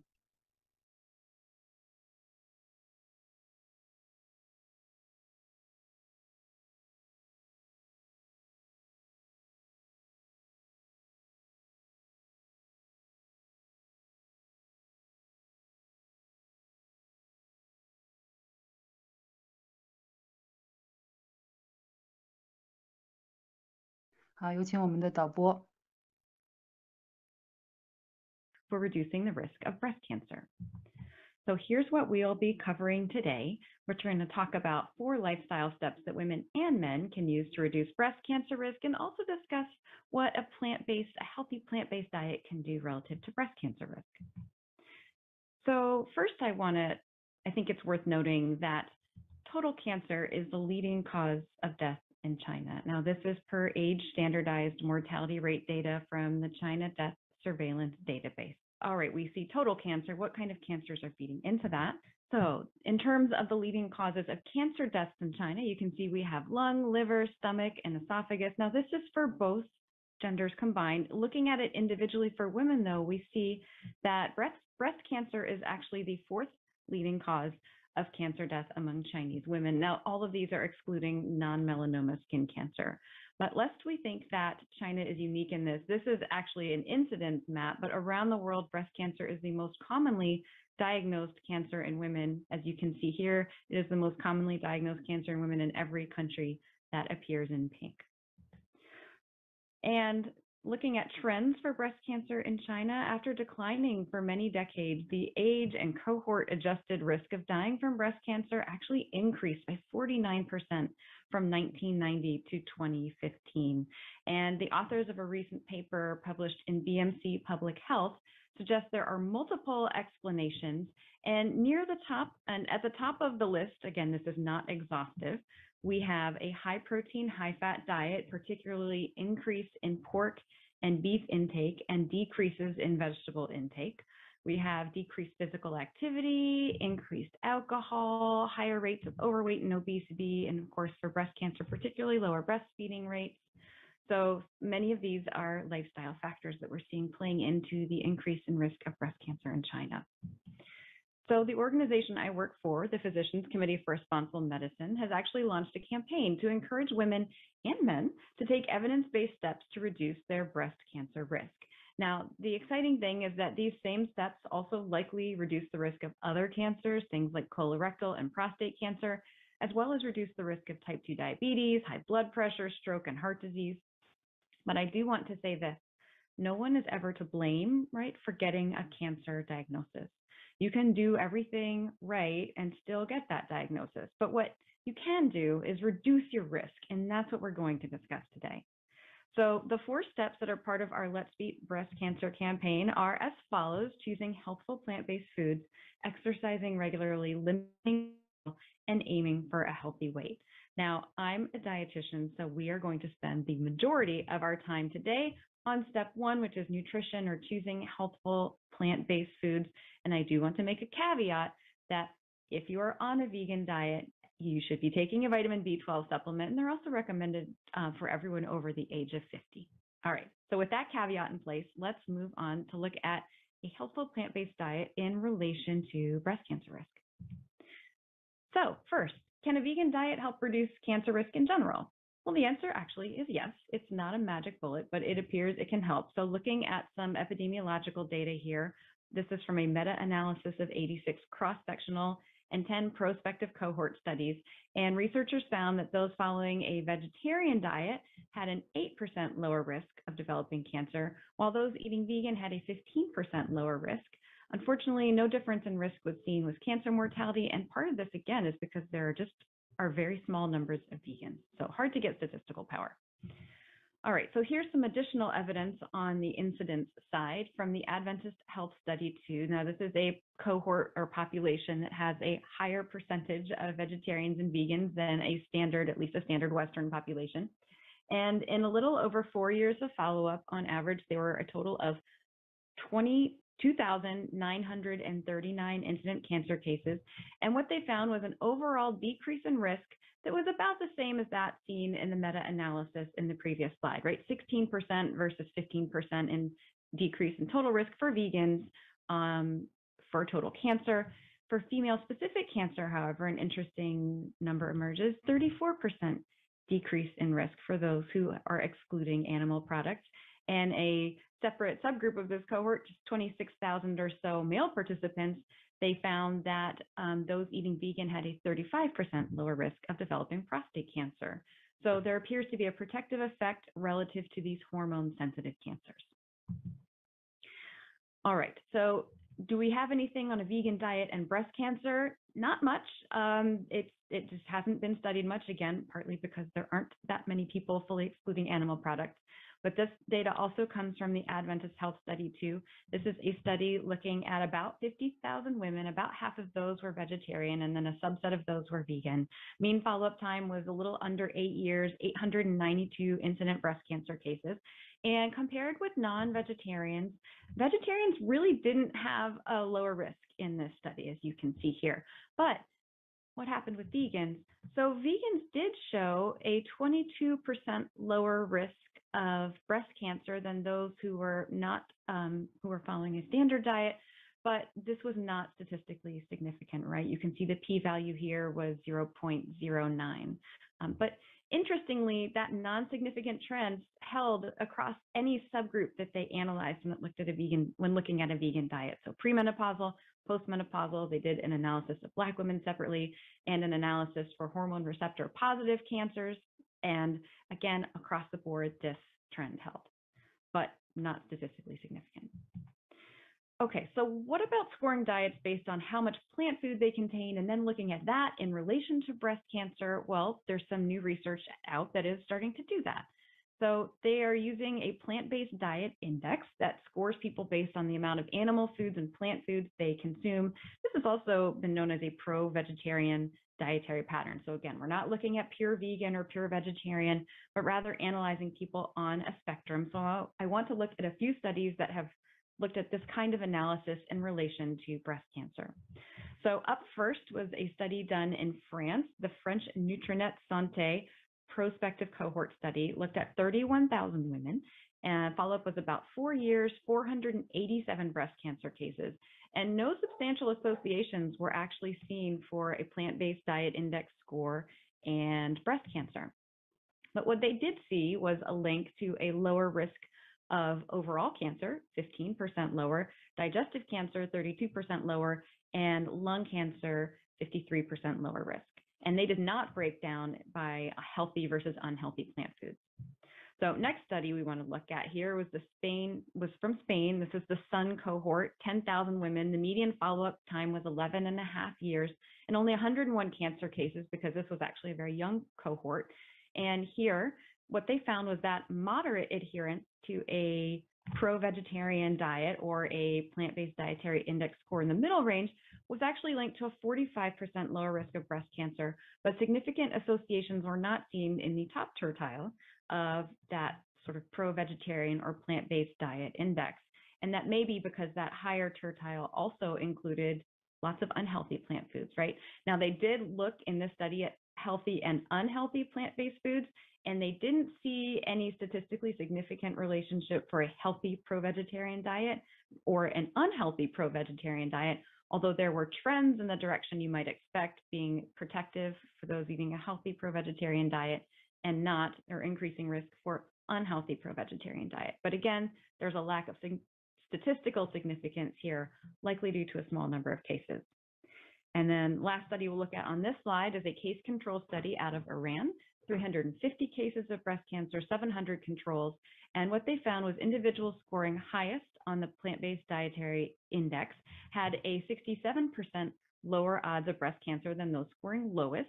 And interestingly, women scoring highest on the healthy plant-based diet index were 36% less likely to have breast cancer than those scoring lowest. So interesting, you would expect they would be more protected, but we didn't see that in this study.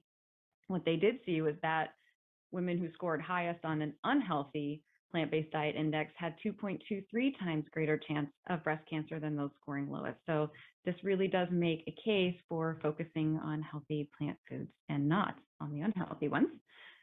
So this is one of my favorite studies out right now, very recent, published in July of this year. And researchers investigated possible connections, again, between that plant-based diet index score with a breakdown for healthy versus unhealthy and breast cancer incidence. And they also broke cancers down by hormone receptor status. Now, this data analysis was done with the Nurses Health Studies combined data So it was quite large. 170,000 women were analyzed in this paper, 4.8 million person years of follow-up, more than 12,000 breast cancer cases. And here, again, they use the plant-based diet index. And I want to just jump in a little bit to explain how these scores are developed, right? So they scored overall plant-based diet index, which is just positive score for plant foods, regardless of their nutritional value, and then a reverse score for animal foods. Then the healthful plant-based diet index, or healthful PDI, positive scores were given for these sort of 7, what they considered the healthy plant food groups. Those were whole grains, fruits and vegetables, legumes, nuts, vegetable oils, which I don't know if I would consider those, but we'll leave it for now. This is the analysis. Tea and coffee, and then reverse scores for animal foods and unhealthy plant foods. And in that unhealthy plant food category are things like sugar-sweetened beverages, fruit juice, refined grains, fried potatoes, and sweets.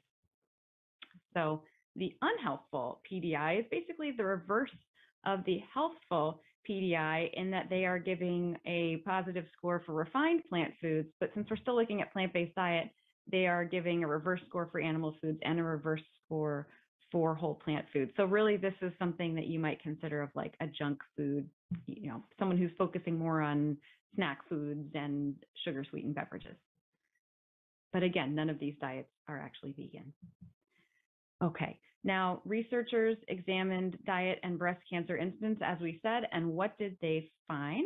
So this is looking at the plant-based diet index. They found that women who scored highest on the plant-based diet index, or PDI, had an 11% lower risk of total breast cancer. Interestingly, again, a similar trend for the study that we saw in Iran, that actually the healthy PDI, having a high score on that, also is linked to an 11% decrease in risk for breast cancer. So not really seeing that much of a change. And those eating an unhealthful PDI or scoring high on the unhealthful PDI index had a non-significant 4% higher risk of total breast cancer. But it gets really interesting when you start looking at these diet scores by receptor types for the cancers.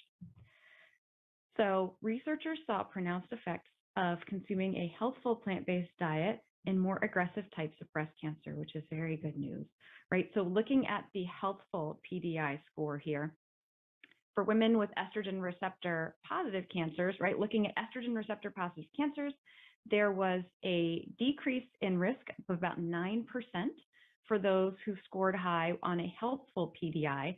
But for the more aggressive estrogen receptor negative cancers, a high healthy PDI score was linked to a 23% lower risk. So seeing a lower risk of more aggressive estrogen receptor negative cancer in women who were scoring higher on a healthful plant-based diet index.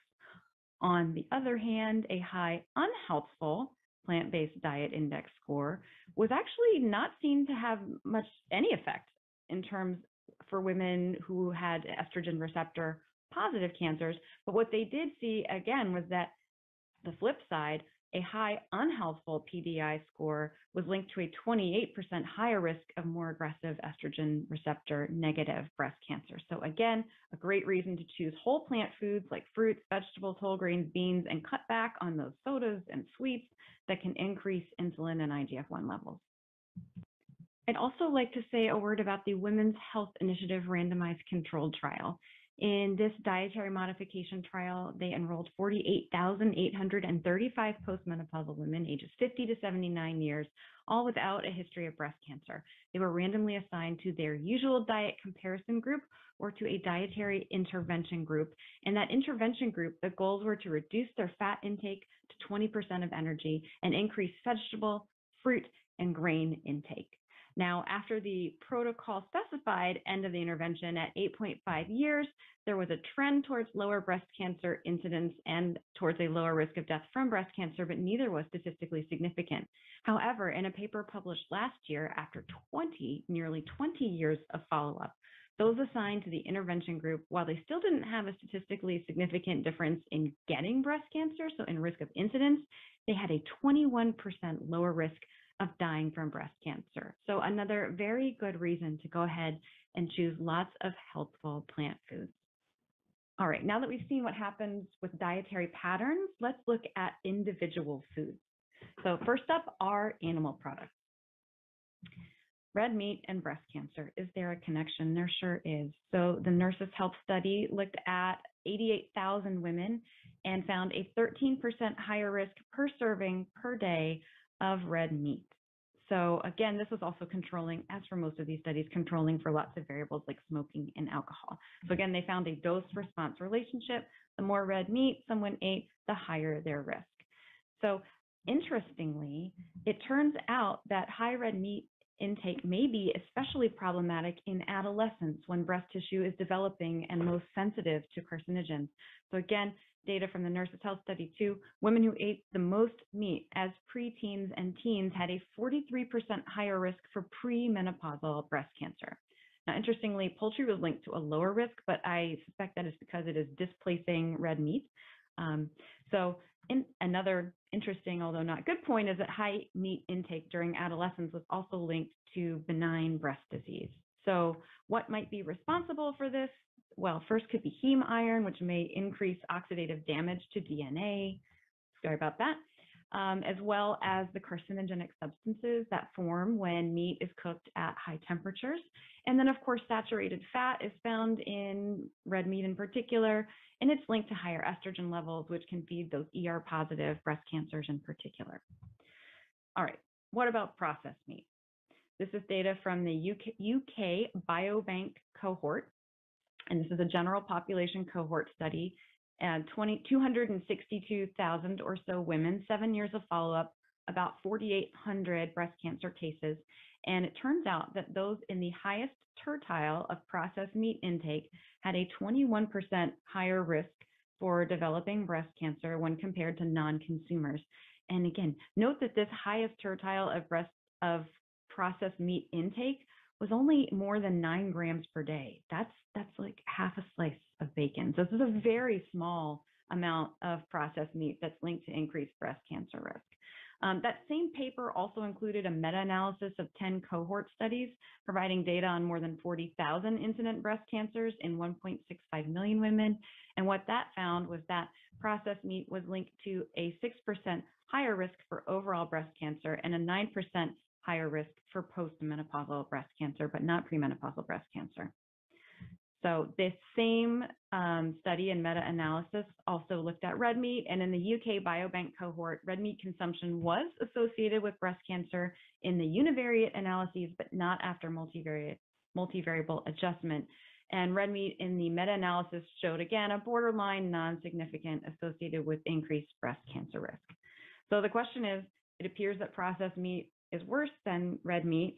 Why? Why would that be? Well, processed meat's typically high in added nitrites and nitrates and high in amines, all precursors of carcinogenic N-nitroso compounds. And heme iron may actually further promote that N-nitroso compound formation. And smoked meats are particularly high in polycyclic aromatic hydrocarbons, a carcinogen, and smoked meats have been linked to breast cancer mortality in at least one study. All right, what about dairy? This is where things get a little more interesting. What's the biological purpose of milk? Well, to turn an 80-pound calf into an 800-pound cow in about a year. Now, that's not the rate of weight gain or cell growth that we are looking for. So let's look into this with a little more depth. What about dairy? Interestingly, the data are mixed on dairy. There is, at this point, no clear link between total dairy and breast cancer when looking at all the evidence, as the World Cancer Research Fund did in 2018. And in fact, they found limited suggestive data to saying that that linked low-fat dairy intake to lower breast cancer risk. So what's going on here? Well, a couple of thoughts. First, confounding may be responsible for mixed results. Particularly here in the United States, drinking dairy milk is seen as healthy, so people with lots of other healthy habits drink it, and it's very difficult to control for all of those. And the other piece is that an increase in risk is often seen at very low intake levels.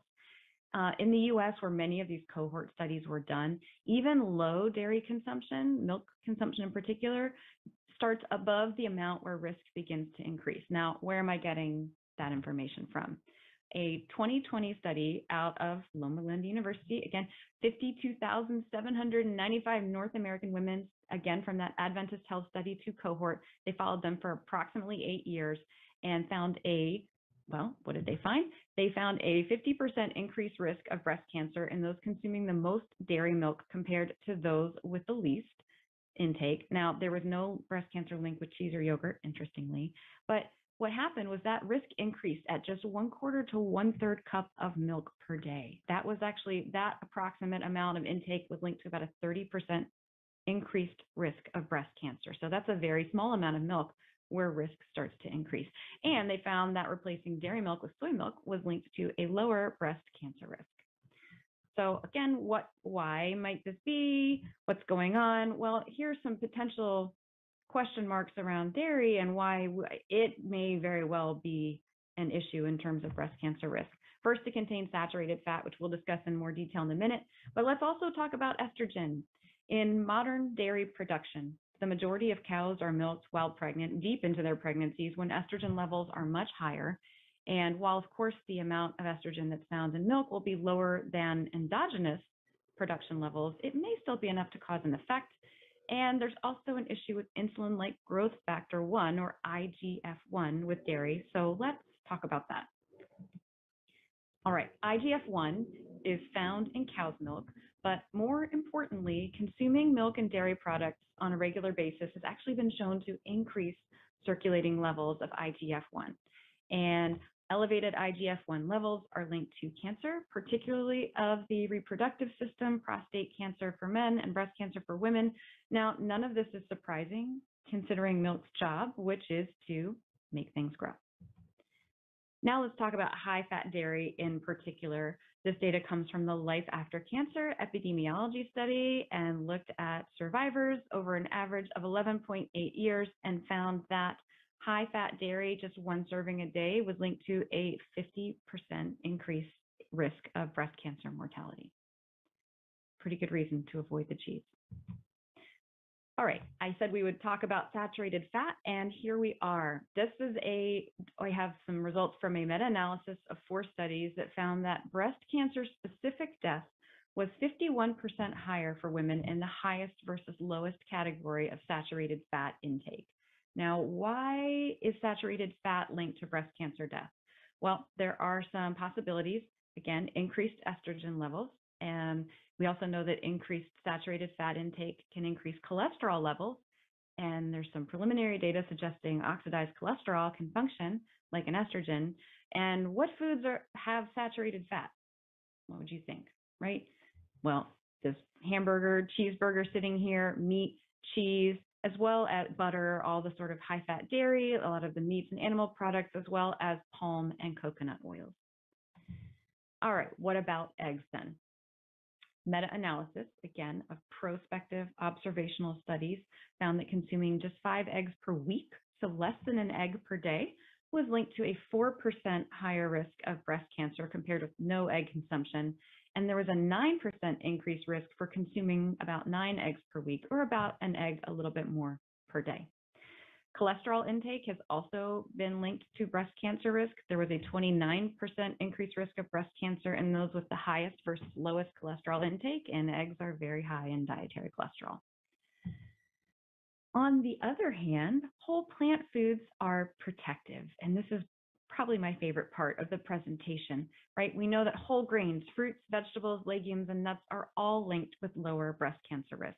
Now, of course, plant foods are going to displace animal foods in the diet, which can be advantageous, but they have their own unique benefits, right? So possible mechanisms behind the benefits of plant foods include that they are high in fiber, they're low in fat, especially low in saturated fat in general. They are rich in protective phytochemicals. So we are going to talk about some of these in more depth. First up is fiber. Fiber is a favorite topic of mine. And a meta-analysis of 17 cohort studies, 2 nested case control, and 1 clinical trial, so some pretty high value, particularly for the epidemiological literature evidence. What they found was that total fiber consumption was linked to an 8% lower risk of breast cancer, comparing highest versus lowest consumption categories. Highest soluble fiber intake was linked to a 10% lower risk of breast cancer, and they found a trend towards lower risk with insoluble fiber as a separate category as well. Interestingly, again here, as we saw with red meat, the fiber timing may make a difference. Nurses' Health Study 2 found that increased fiber intake during the teen years and early adulthood was linked to a 25% lower risk of later breast cancer. So again, especially for girls and adolescents, let's make sure that they are getting enough fiber. Now, how does fiber help?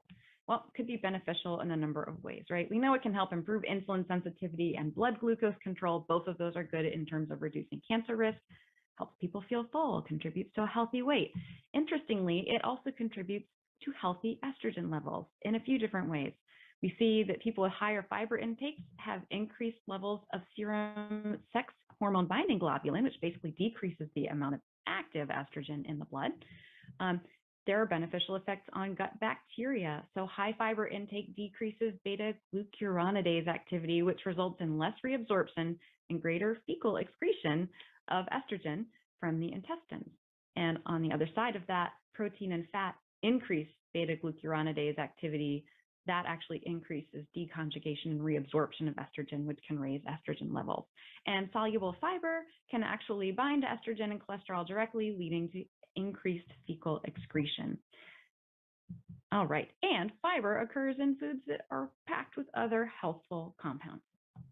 So speaking of those other healthful compounds, there are many types of cancer-fighting phytochemicals, but I want to discuss 4 important types in relation to reducing breast cancer risk via the foods they're found in.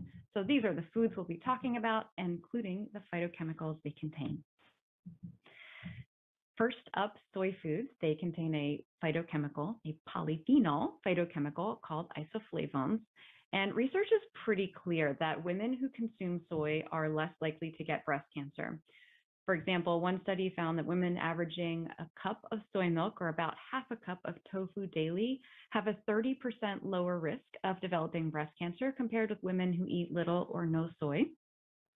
And a 2013 meta-analysis of 22 studies found that among Asian women, those who consume the most isoflavones had a 32% lower risk of breast cancer. These are dietary isoflavones. And a protective effect was observed in both premenopausal and postmenopausal cancers. And a 2014 meta-analysis reached similar conclusions. Now, the Women's Healthy Eating and Living study found that soy can even help protect breast cancer survivors, right? Researchers found that women who ate the most soy cut the risk of cancer coming back or of cancer death in about half. Again, other studies confirm these findings. Women who avoid soy get no advantage. Now, again, we know that soy foods and tofu are going to displace meat and potentially help lower cholesterol, but they also, again, contain these isoflavones. So let's talk about those. All right, so these polyphenols, isoflavones, have also been known as phytoestrogens. So just saying, oh, they might act like an estrogen has made some people think that they could increase breast cancer risk, although we know that is not the case. So how is it that these isoflavones might be protective? Well, it's complicated, but one possible explanation is that soy isoflavones may help keep estrogen signaling at healthy levels.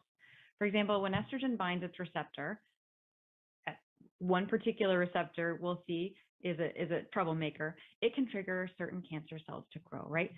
However, your cells have 2 different kinds of estrogen receptors, alpha and beta. Now, estrone, the main estrogen in women after menopause, binds mainly to the alpha receptor, and estradiol binds to both alpha and beta. Now, alpha receptors are what I think of as the accelerators, right? When estrone or estradiol binds to the alpha receptor, it dials up cell growth. It promotes cell growth. And on the other hand, the beta receptors are the brakes, right? When estradiol or preferentially soy isoflavones bind to the beta receptor, it puts on the brakes. It tells the cells to slow down their growth, to sort of help block some of the cell growth that's part of the cancer process.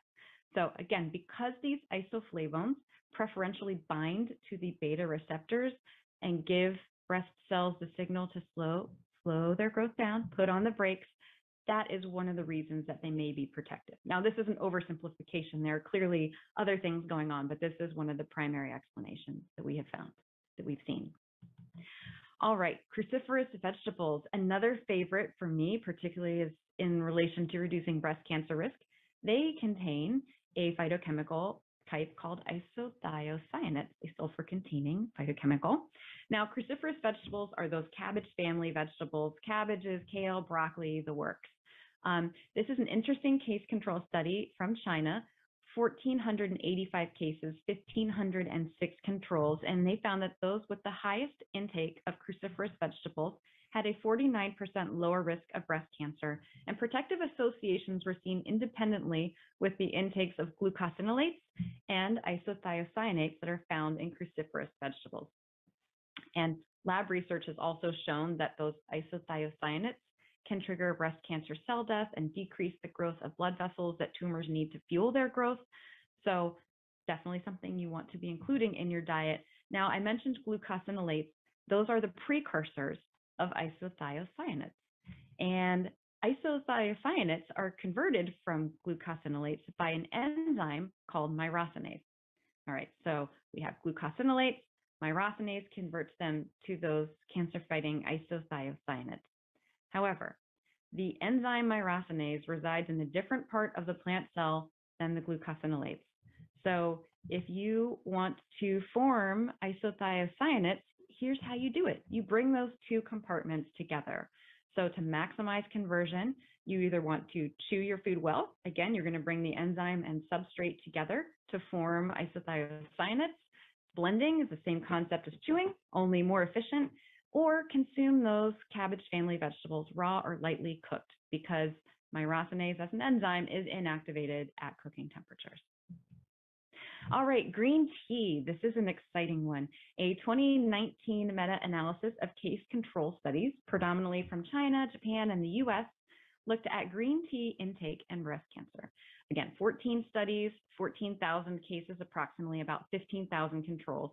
And what they found was that regular consumers of green tea had a 17% lower risk of breast cancer.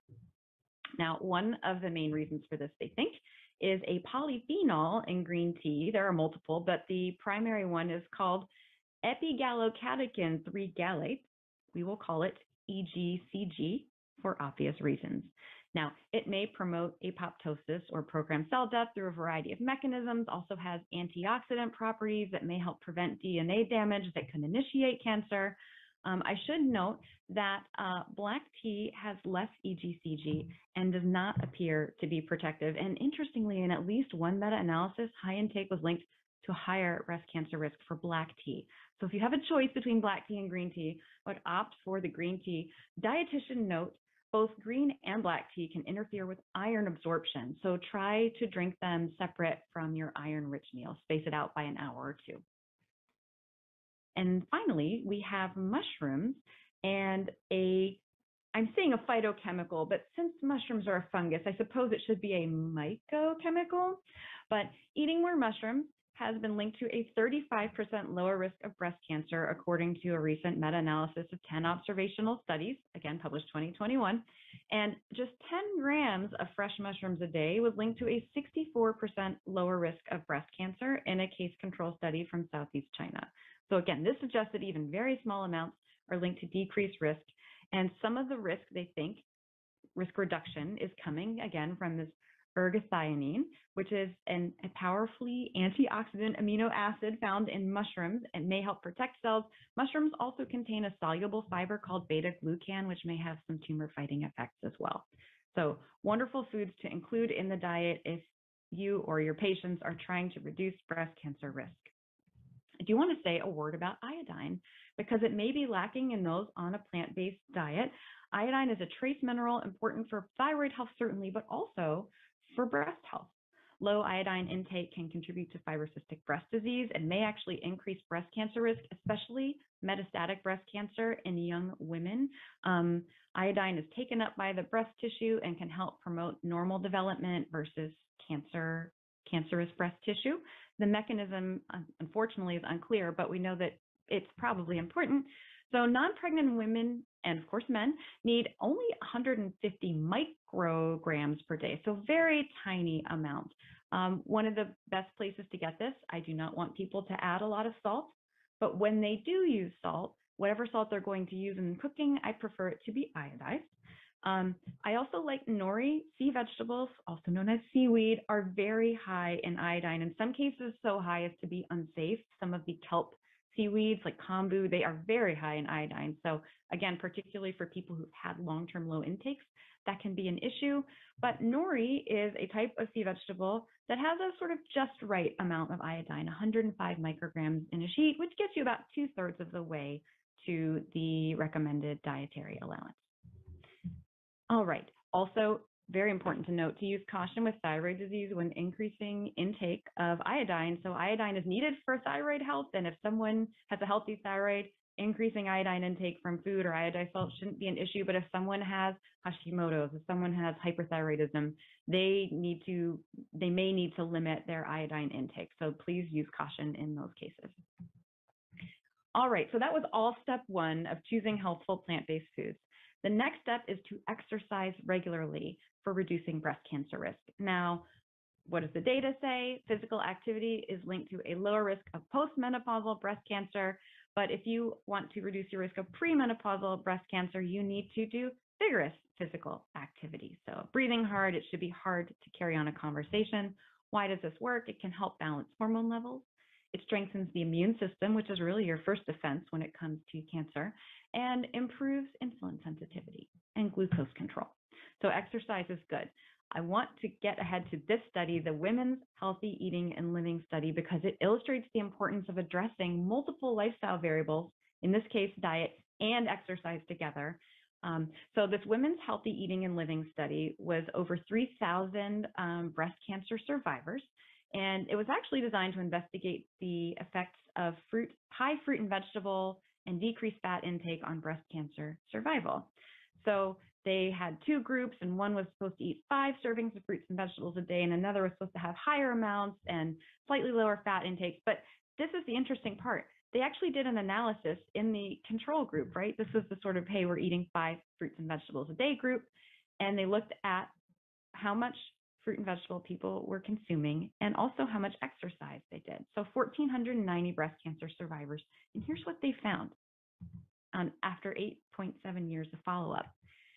So women who were eating a lot of fruits and vegetables, an average of about 7.6 servings per day, and who were active, and active here is not being a triathlete.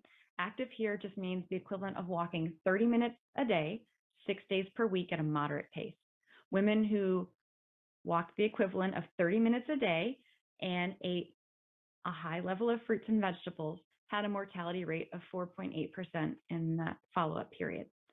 Those who ate not as much fruit and vegetable, 3.5 servings or so, but were still active, their mortality jumped up to 10.4%. And then sort of the reverse pattern of high fruit and vegetable intake, but low physical activity, they had about the same mortality, right? 10.7%. And then those, unsurprisingly, who ate low amounts of fruits and vegetables and who were sedentary, they had an 11.5% mortality rate. So this makes an excellent case for not only making these dietary changes and not only getting active, but doing both of these things together. And exciting, these results were seen regardless of obesity.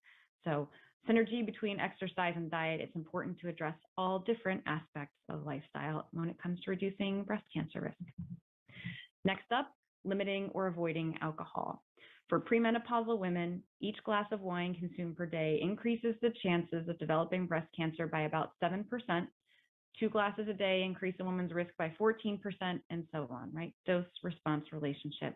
And the same is true for other alcoholic beverages, whether it's a bottle of beer, a 5-ounce glass of wine, or a shot of liquor, they all have about the same alcohol content. For older women, the effect is actually amplified. So for each drink a postmenopausal woman consumes daily, her risk of breast cancer increases by about 13%. I also want to note here that soda is also linked to higher breast cancer risk. So really it's best to stick to water, sparkling water, maybe with a splash of juice, unsweetened green tea, something along those lines instead. Oh, and yes, there is technically no safe amount for alcohol. The less you consume, the lower the risk. And why does this happen? Alcohol is linked to increased sex hormone levels, which again we know can promote the growth of those hormone receptor positive cancers and can directly lead to DNA damage. And then finally, aiming for a healthy weight. Now, the nice part about this is if you're following steps 1 through 3, a healthy weight is much easier to achieve, although certainly it's not easy for everyone, but it is easier to achieve. And what we know is that excess weight is linked to increased breast cancer risk after menopause. For example, in the Nurses' Health Study, heavier women with a BMI above 30 were found to be 47% more likely to develop breast cancer compared to those with a BMI under 23. Now, this finding may relate to body fat's ability to produce estrogens. Adiposity is also associated with increased circulating insulin and leptin and lower concentrations of sex hormone binding globulin. All of that might play a role in breast cancer risk. But I also want to note, before menopause, excess weight is actually linked to lower breast cancer risk, right? But here's the thing. Breast cancer is far more common in women after menopause. About 80% of breast cancers are occurring in women 50 and over. And overweight women, again, we know have greater risk there. And also excess weight is linked to a worse prognosis at every age. So that's an excellent reason to just go ahead and make sure that you're aiming for a healthy weight. And then finally, we know that extra weight at midlife is linked to things like diabetes and heart disease. So it's really good to be at a healthy BMI at every age. Luckily, again, following the previous 3 steps makes this, choosing plant-based foods, healthful plant-based foods, exercising regularly, and limiting alcohol all facilitate attaining and maintaining a healthy weight. So I do want to say this presentation, we're focusing on nutrition for breast cancer risk reduction. Now, while much of this is applicable during treatment, cancer treatments can drastically affect nutrition needs. So when possible, diet during breast cancer treatment should be managed by a registered dietitian who specializes in oncology. And now I'd like to wrap up by sharing some resources in Mandarin available from the Physicians Committee for Responsible Medicine. As you can see here, we have a poster that looks at some of the beneficial effects of the different pigments and phytochemicals in fruits and vegetables, our cancer risk reduction guide, our power plate tool. There are many other resources available as well at pcrm.org/China. Thank you all so much for your attention.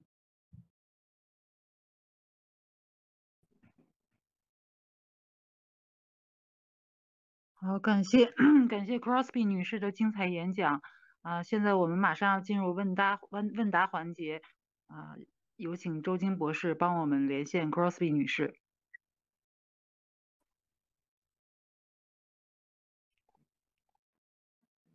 We are almost on. Okay. All right. Okay, we can begin now. Let me see here. Ms. Crosby, thank you so much for your great presentation. Wish our Chinese audience around the world would have more time to listen to your life-saving information. Our audience have some questions. Let me translate them for you. The first question. Okay. 吃素分血型吗？有人说 O 型血吃素会得癌啊，因为我以前素食，现在得了乳腺癌，我是 O 型血，家人非常的反对。There's a saying that the vegan diet is only suitable to people with certain blood types, and the vegan diet can cause cancers to blood type O people. Is that true? Absolutely not, thankfully. So a vegan diet is actually excellent in terms of health outcomes for people with all blood types. Full disclosure, I am type O, and I am thrilled to be following this way of eating, and I actually follow this way of eating for cancer risk reduction. That was what brought me to this. So having looked at done a very thorough read of the literature, I have not found any evidence that this is something that we need to worry about. So no, it is not linked in the literature at all.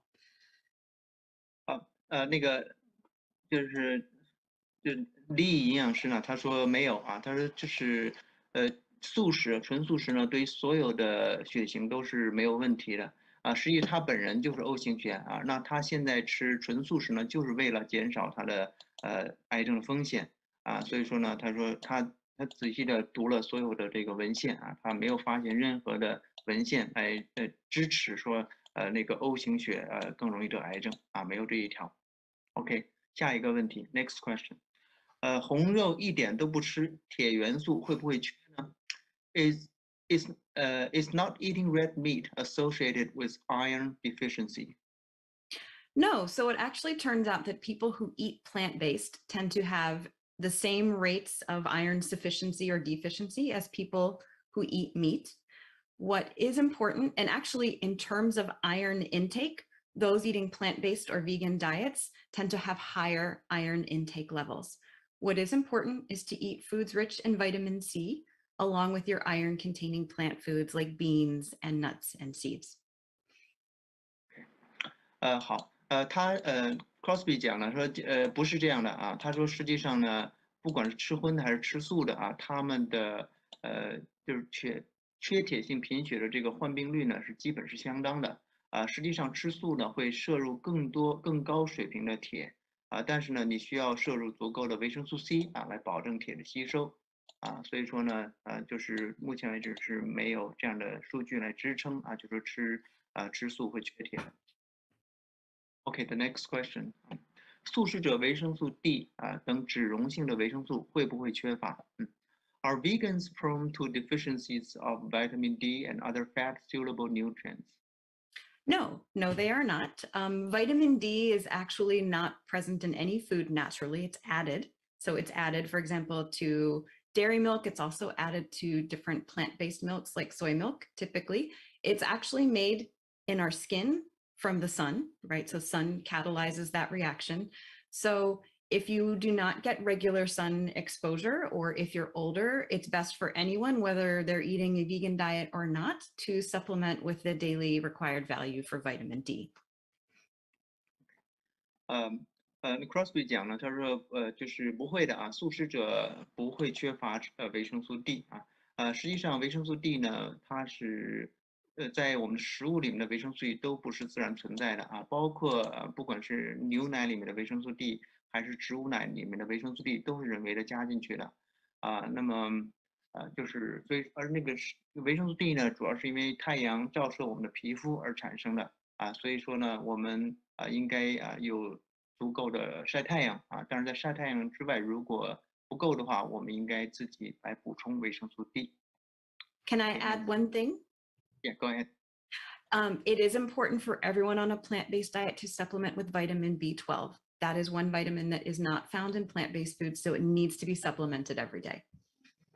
好，Lee 刚才又回答了，他说呢，就除了维生素 D 以外啊，每一个吃纯素的人啊，都应该补充维生素 B12啊，这个是除了维生素 D 以外啊，另外一个我们需要非常注意啊，需要去补充的维生素。营养素。Okay, the next one. 果实比例高果糖摄入太多会不会有问题啊？比如说会不会产生脂肪肝啊 ？Can higher fruit intake cause fructose overdose, leading to fatty liver and other diseases? Okay, so I understand why someone would think that, right? Because the sodas, for example, sweetened beverages are sweetened with fructose or high fructose corn syrup. And those are linked with fatty liver disease. But fructose, as it is found in whole fruit, along with the fiber and fluid that comes with it, is actually not at all linked to fatty liver disease. If anything, it might be linked to a lower risk. So no, there's no concern there.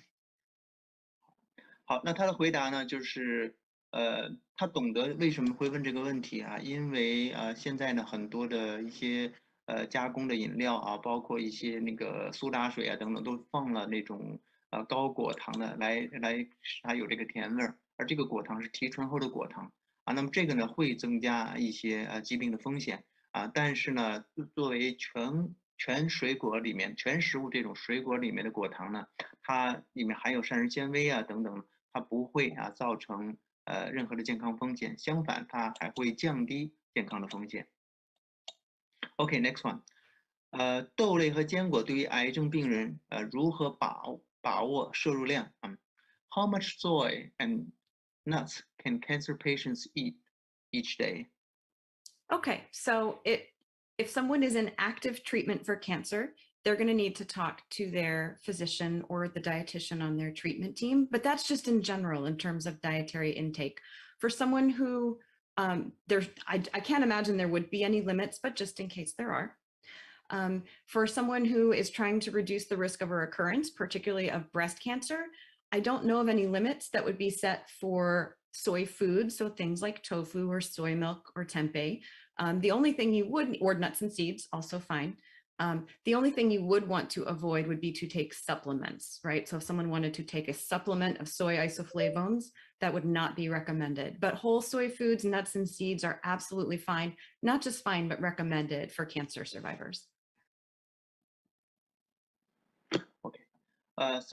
那个丽这么回答哈，他说呢，你如果是在治疗之中啊，那么到底要不要吃多少啊？这个大豆还有坚果呢？你要问你的医生或者你的营养师。但是总的来讲呢，大豆是没有风险的啊，你是完全可以吃大豆的啊。坚果的话也是 OK 的啊。那么他提醒我们呢，就是说在补充大豆的异黄酮的时候呢，要注意这个呢，如果是有些就是这种大豆的制品啊，异黄酮的补剂啊，这个呢是不推荐的。OK，next question。请问老师，喝蔬果昔啊，低脂植物性的饮食，放屁很臭，为什么是这样啊？不好意思问这个问题。Why do I have smelly flatulence on a low-fat vegan diet with smoothies? Always a question. Typically, that would be because I'm assuming you have changed over to a low-fat vegan diet, and you're going to be, when you do that, you're increasing your fiber intake, generally dramatically so. And what that's going to do is change the bacteria that live in your gut. And while they're making that changeover, they are going to have a party. And that is going to result in the production of gas, which you get to experience as flatulence. So for having that issue, I would actually back off of the higher fiber foods while I would maybe go a little bit easier on the beans, on some of even the cruciferous vegetables. While they're very healthy, they can promote gas. So you might want to back that down. And actually for some people, back down the very higher fructose fruits as well, right? So, or fruits that are high in also sorbitol. So things like apples and cherries and peaches, those can sometimes cause people a little bit more gas. So my answer would be to just back off on the high fiber foods temporarily, give your gut some time to adjust, and then reintroduce them slowly, and you should see a decrease in gas. 这个 Lee 这么回答啊，他说就是关于这个蔬果昔啊，就是吃低脂纯素食会放屁哈。那么这是一个很典型的问题啊。那你可能是刚刚从荤转素啊，在这个过程中呢，我们的食物中呢会增加很多的纤维啊，在这个因为纤维的增加呢，我们的肠道的菌群呢在改变，因为菌群的改变啊，那么这个正在变化之中啊，这个益生菌、非益生菌，于是呢这些呢会发酵，这个膳食纤维呢会产生气体。那对于这种情况下怎么办呢？他建议呢，首先呢可以暂时呢先不要吃太多的纤维，可以先暂时降低一下纤维，比如说减少一些我们膳食里面的一些豆类，甚至一些十字花科的一些蔬菜，也包括一些高果糖的一些果类，比如说桃子、樱桃等等，因为这里面呢含有一种我们人类不能够消化的糖啊。然后之后呢，当你的适应了之后，你再一点点把纤维再加回去啊，这是他的回答。Next question.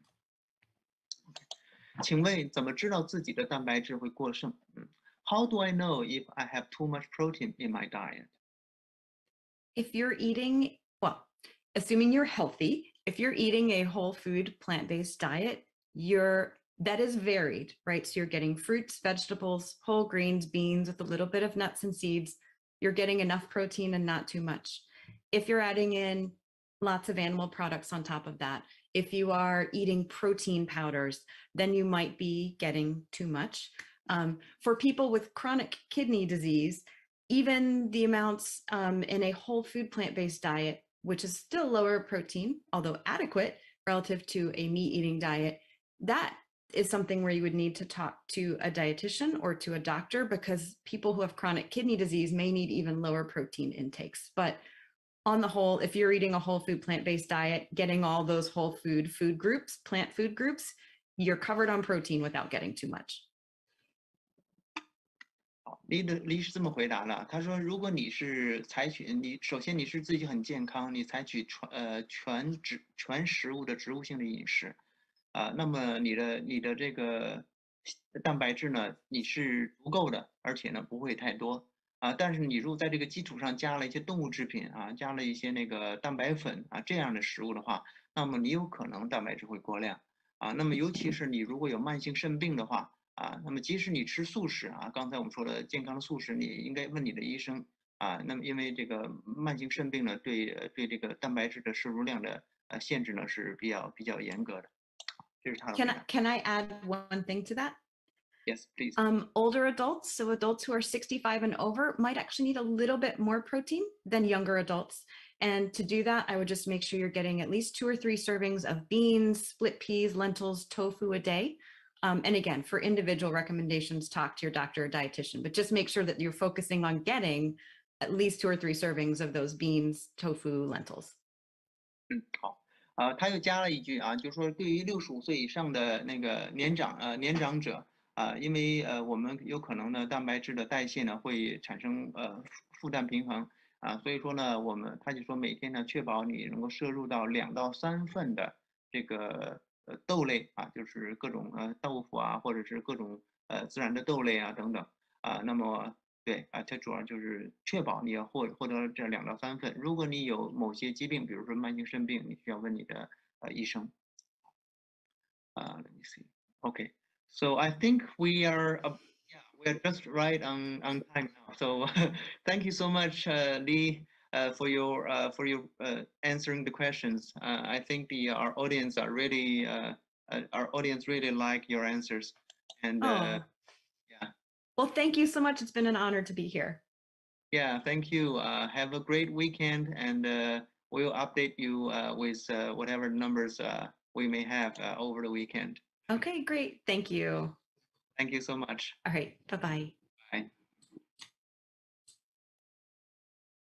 Recording stopped. 好，感谢 Crosby 女士和博士的精彩互动，然后也回答了一些我们在饮食过程中比较关心的问题观众的反应也很热烈他们对这个 Crosby 女士的回答呢也都是非常的满意，然后也是学到了很多的东西那么我们今天峰会最后一位出场的嘉宾呢，实际上是大家非常熟悉的我们的科林·坎贝尔教授今年89岁高龄科林·坎贝尔教授是美国康奈尔大学的终身教授，曾任美国食物与药物管理局科学家委员会主席，美国营养科学学会会员，美国癌症研究所高级科学顾问和主要负责人。坎贝尔教授被誉为世界营养学界的爱因斯坦，合作主持并撰写的《救命饮食：中国健康调查报告》，该书被《纽约时报》誉为流行病学研究的巅峰之作。那么今年呢坎贝尔教授给我们带来了题为生活方式始于对食物的选择的主题演讲我们认真的聆听坎贝尔教授的精彩演讲，有请。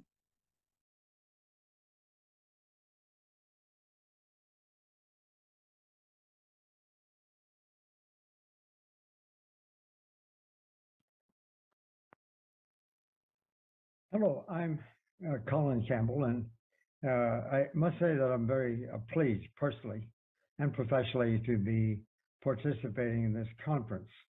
I think lifestyle medicine, as I'm sure the organizers are aware, really is the future of medicine.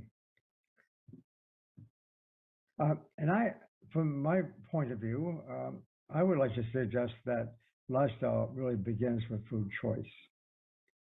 And my opinions and experiences with this question really were greatly affected by my work in China over the years for some long time, especially during the 1980s and to some extent during the 1990s, where I learned something from the Eastern tradition that was really helpful in better understanding of what we tended to think in the West. There was basically the Chinese experience, in my opinion, was basically it was based on a concept that I call holism. You know, whole of everything kind of working together in a sense. We tend to break things apart too much in the West. So there were two experiences in China that affected my thinking very favorably, I should say. First off was learning from my Chinese colleagues something about traditional Chinese medicine. We in the West tended to reject the idea to some extent, at least from my point of view. But when I started hearing more about it, I thought there was something really interesting. After all, it was a couple thousand years old. So that was one thing, just the discussions I had with my colleagues. The second thing that affected me greatly in this point of view is the survey that we organized with our Chinese colleagues, first in 1983 and again in 1989. It included 138 counties in the first, 130 counties the first survey, 138 the second one, all on the mainland. But in the second one, 1989, there were 16 areas in Taiwan also included. And this was a cooperative project between the United States, China, and the UK. And what came out of those discussions and that experience and that survey too was focused on looking at the question concerning diet and disease in a very holistic way. You know, looking at in the totality of the possibility that of the effect of food on health. So the emphasis in both these sort of experiences was on the comprehensive, what I call the holistic effects of food choice. Now, in order to better understand that, I want to speak to the question concerning what is Western medicine, which is actually the emphasis on reductionism as opposed to holism. I'm thinking about lifestyle medicine as a concept of holism, and I'm thinking about Western medicine as a concept, as a good example of so-called reductionism. Now, I want to use some data for the United States that I'm most familiar with to just give you some idea of what I see Western medicine being. In the U.S., we have the highest per capita cost of healthcare among other Western countries. We also are number one in the use of pharmaceuticals. However, among the 35 countries in this particular collection of Western countries, among the 35 countries, our life expectancy has been declining now for the last 4 or 5 years. And we now rank number 26 out of 35 countries.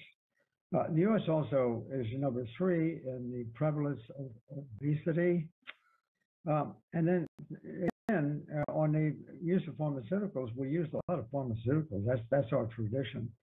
And actually, the side effects coming from prescription drugs, although not acknowledged very much in this country, hardly at all, the side effects from prescription drugs actually give rise to the 4th leading cause of death.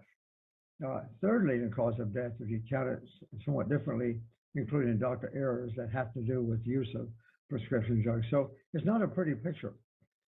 Also, without commenting on it further here, I want to point out that this emphasis on drugs, and the obesity, and so forth and so on, has led to an unequal provision of health care, which is another story unto itself. Now, translated, among these Western countries, the U.S. experiences high healthcare costs and low health return. Not a very good formula for success. Good business, bad health. Now, there's another set of issues, too, that we are now being confronted with worldwide, not just the United States, but China and everywhere. We're all part of the same planet. We hear discussions, serious discussions about the effect of the climate warming phenomenon. Is quite serious. Ocean pollution, deep water aquifer decline, which means loss of the underground water that took like 70 million years to build up. We see that particularly here in the United States and the Midwest. Topsoil loss, deforestation, particularly prominent, of course, in the tropical and subtropical areas of the world, and species decline. These are just some of the sort of specific activities that concern us as far as the environment is concerned. I could add still more, obviously, but I just listed 6 that are fairly prominently discussed. And of course, this is a worldwide phenomenon. So translated, an environmental catastrophe is looming, I must say. And among some of the writers in this field who are most familiar with the data and the trends, they're suggesting now that the human race, about 90% of the human race is in peril by the end of the century. We could lose 90% of the human race. And to put that in perspective, of course, these are our grandchildren. So this is really fairly immediate. It's a very serious problem. Now, we can think of all these health problems, if you will, and environmental problems as independent, problems that we can address one by one, suggesting possibility of maybe there being independent causes for these problems. I'm going to suggest no, they do have their individual characteristics, of course. But I suggest there's something else here that's really quite important, and that is there is a common cause, if you will, common solution. And I'm going to say that there's a hint as to why this is so. I'm basically asking, is there a common explanation that applies to both crises, health and environment? And here's a hint, and I'm drawing here, in this case, from a Western country, namely the United States, and having a look at to see what that might be. We now are acknowledging here in the United States that 85% of the chronic disease risk and costs, typical of Western medicine, if you will, is attributed to diet. 85% attributed to diet, these costs and these disease risks. And so the main dietary factor that's most predictive of chronic disease trends, in my experience, is choosing to consume animal protein. My research experience on this question goes back more than 60 years from the time I was in graduate school. And so I followed this information on animal protein and its effect on human health throughout that time. I've had to change my mind, as I'll mention in a moment. So if it's animal protein, what kind of evidence do we have, let's say, that might give us a picture of the importance of animal protein on disease risk? I'm going to show you some screenshots of some publications or published material that was done all by other research groups, not by our own. But there's a little lesson here that's really kind of interesting. Namely, if we compare countries with respect to kidney cancer, in this case is kidney cancer, and if we basically look at that, we can see here that the higher the animal protein intake, according to these authors, the greater the risk of kidney cancer. I drew that regression line there. That wasn't the original author, but I put that there to show that it is a linear relationship. And furthermore, that line almost transects the so-called XY origin. Here's another one on heart disease mortality. Again, with animal protein, that was published in 1959. So we see the same thing again. So we've got kidney cancer, we've got heart disease, both of which are related to the consumption of animal protein for these different countries. This is a comparison of a bunch of different countries when that publication took place. Here's one on more recent, on prostate cancer death rate versus, in this case, non-fat milk. Non-fat milk, that's non-fat cow's milk. For different countries, once again, we see this this line, this regression line, passing almost right through the XY origin, prostate cancer. Okay, here's one on breast cancer. This was done by a colleague of mine since passed, Professor Ken Carroll at the University of Western Ontario. And what he showed in the 1970s, again in the 1980s, was information of this kind showing that for breast cancer death rates or mortality, saturated fat was strongly related to the death rates for breast cancer mortality. So here we got two in the animal protein category, one with non-fat milk, another with saturated fat. Here's some more, still yet a different study. with the XY labels reversed, but nonetheless same thing. The consumption of cholesterol was again also linearly related, in this case, with coronary heart disease. Again, a bunch of different countries. Here's one for meat consumption and colon cancer, okay? Finally, here's one for uterine cancer and total fat. Now, mind you, all of these last 7 charts that I showed you, this is work of others, and it's not my group. I'm simply going back into the literature and finding this information that shows that really quite remarkably the same graph, almost the same graph for every one of these diseases. And it turns out that 2 of them were labeled animal protein, and the others were labeled with something different. They were labeled non-fat milk, which is nothing more than a protein drink, I should add. Saturated fat, which comes from animal foods, basically, for the most part. Cholesterol intake, animal foods, meat, obviously, total fat.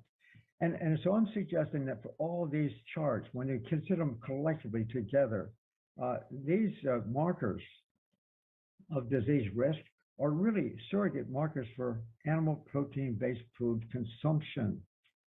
Now, just a comment here on the side for a moment. Professor Ken Carroll, who developed a straight line relationship with saturated fat, therefore with animal protein, saw that.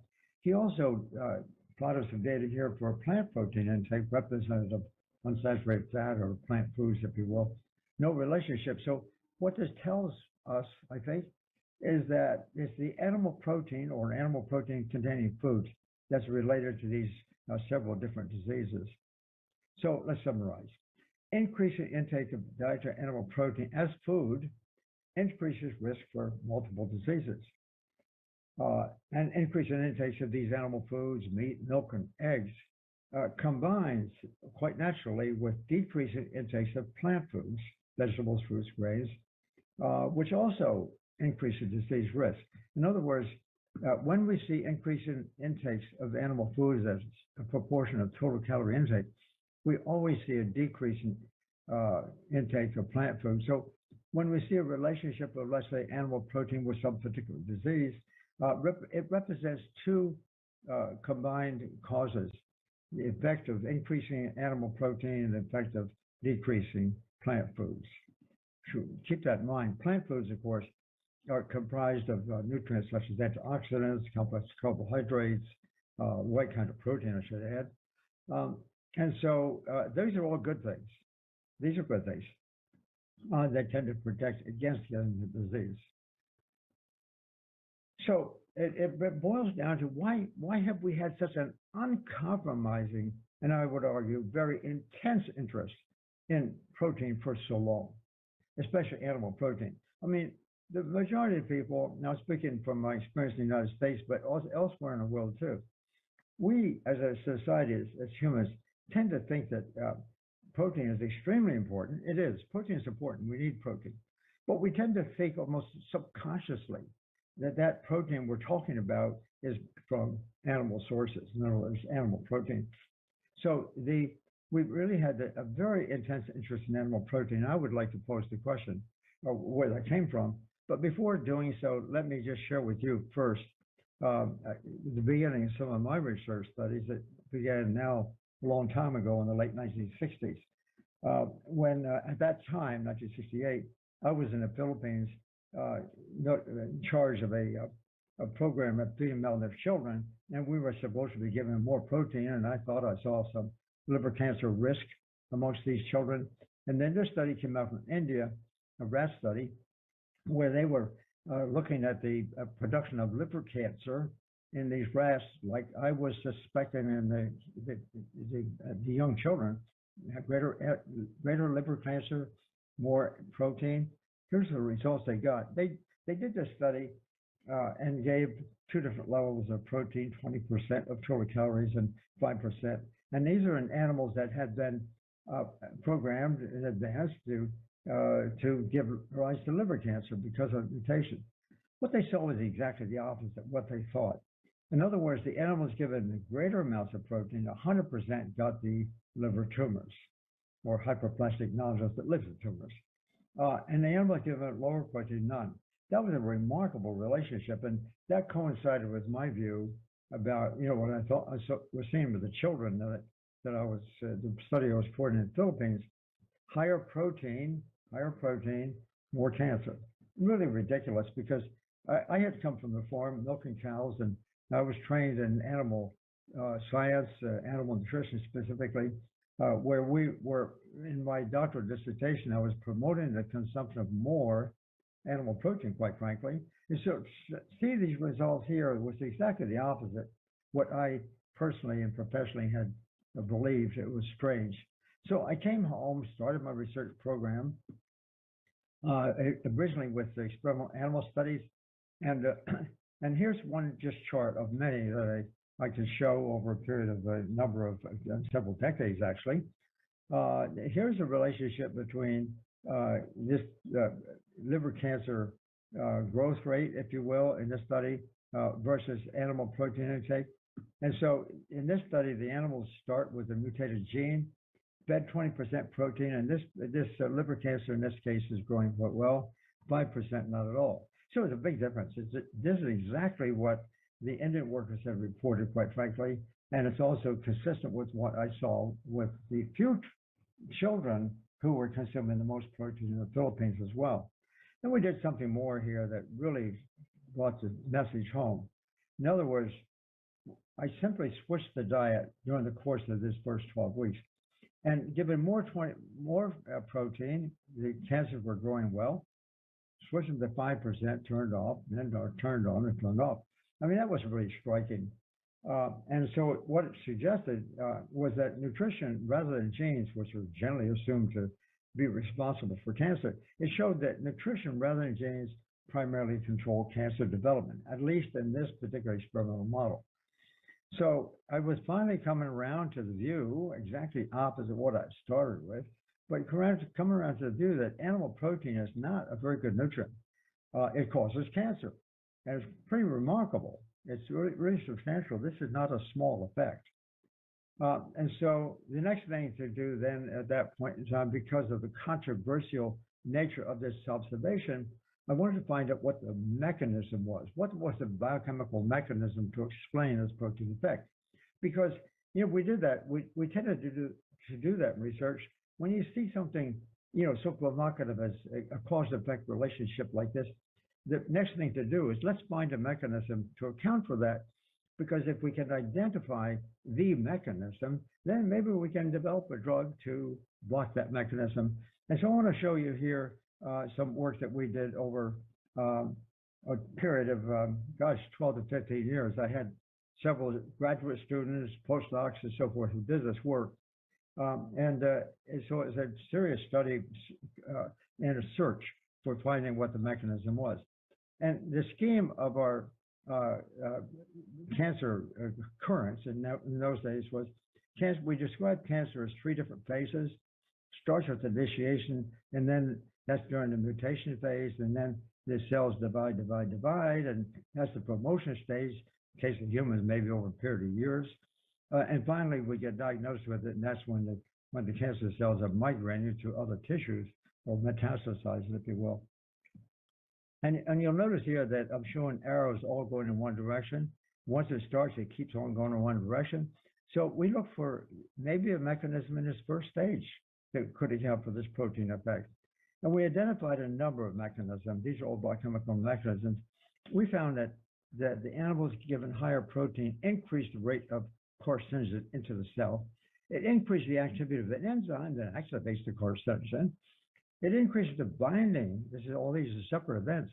It increased the binding of the active agent to DNA, which is the gene, and that gives rise to the mutations. And then in turn, the high protein diet actually decreased the one protective mechanism we have, namely DNA repair. This DNA binding occurs all the time, quite frankly.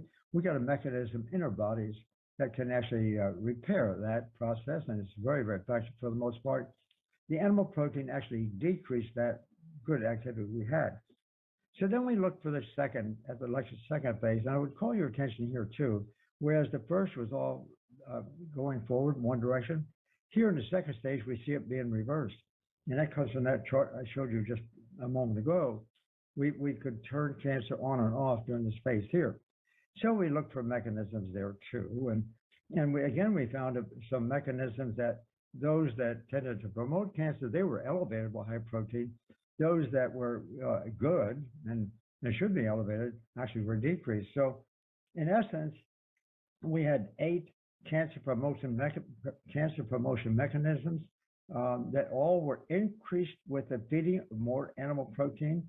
2 cancer prevention mechanisms, they should stay up there, but the animal protein decreased them. So in other words, we systematically looked over several years for the mechanism. I could not decide that I could find a mechanism. But what I did see were all these 10 mechanisms basically working together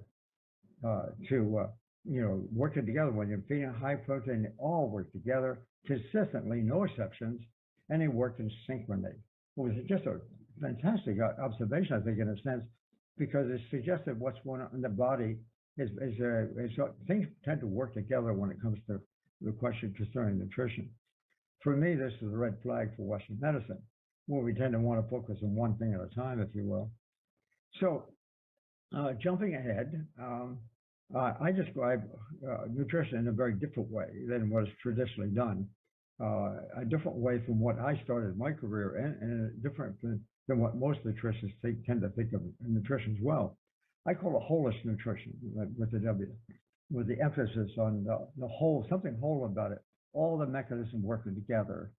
Multiple nutrients that tend to work together too, and I don't have a chance to go into that there. But the nutrition concept that I call holistic is made up of multiple nutrients, and almost countless, hundreds, thousands of chemicals in food that we might call nutrients or nutrient-like, if you will. Each nutrient, in turn, having multiple mechanisms by which it works. And then at the end, this whole process actually affecting multiple diseases. And at the same time, preventing, maybe reversing these diseases, at the same time, improving on health conditions. So I call that holistic nutrition. It's a comprehensive, enormously impressive, extremely complicated, complex series of reactions, of course, but they're all working together to create this kind of effect at the end. And so I come up with a recommendation, what this is all pointing to. Rather than focusing on one thing at a time, it's not saturated fat, it's not unsaturated fat, none of that. The animal protein tends to be a predictor of all these nutrients. Nonetheless, I come up with the notion that a whole food plant-based diet, whole on the one hand, plant-based secondly, just eating plants in a whole food form is what we need to do if we're going to prevent the formation of these Western diseases. And here I'm listing the principal Western diseases for which there was some evidence at the time. I wrote my first book in 2005. And I just looked in the literature, and each of these, there was evidence for each of these diseases in a very narrow sense for the author, but there was evidence in each of these cases that a whole food, plant-based diet prevents, suspends, and cures all these diseases. I mean, that's pretty impressive.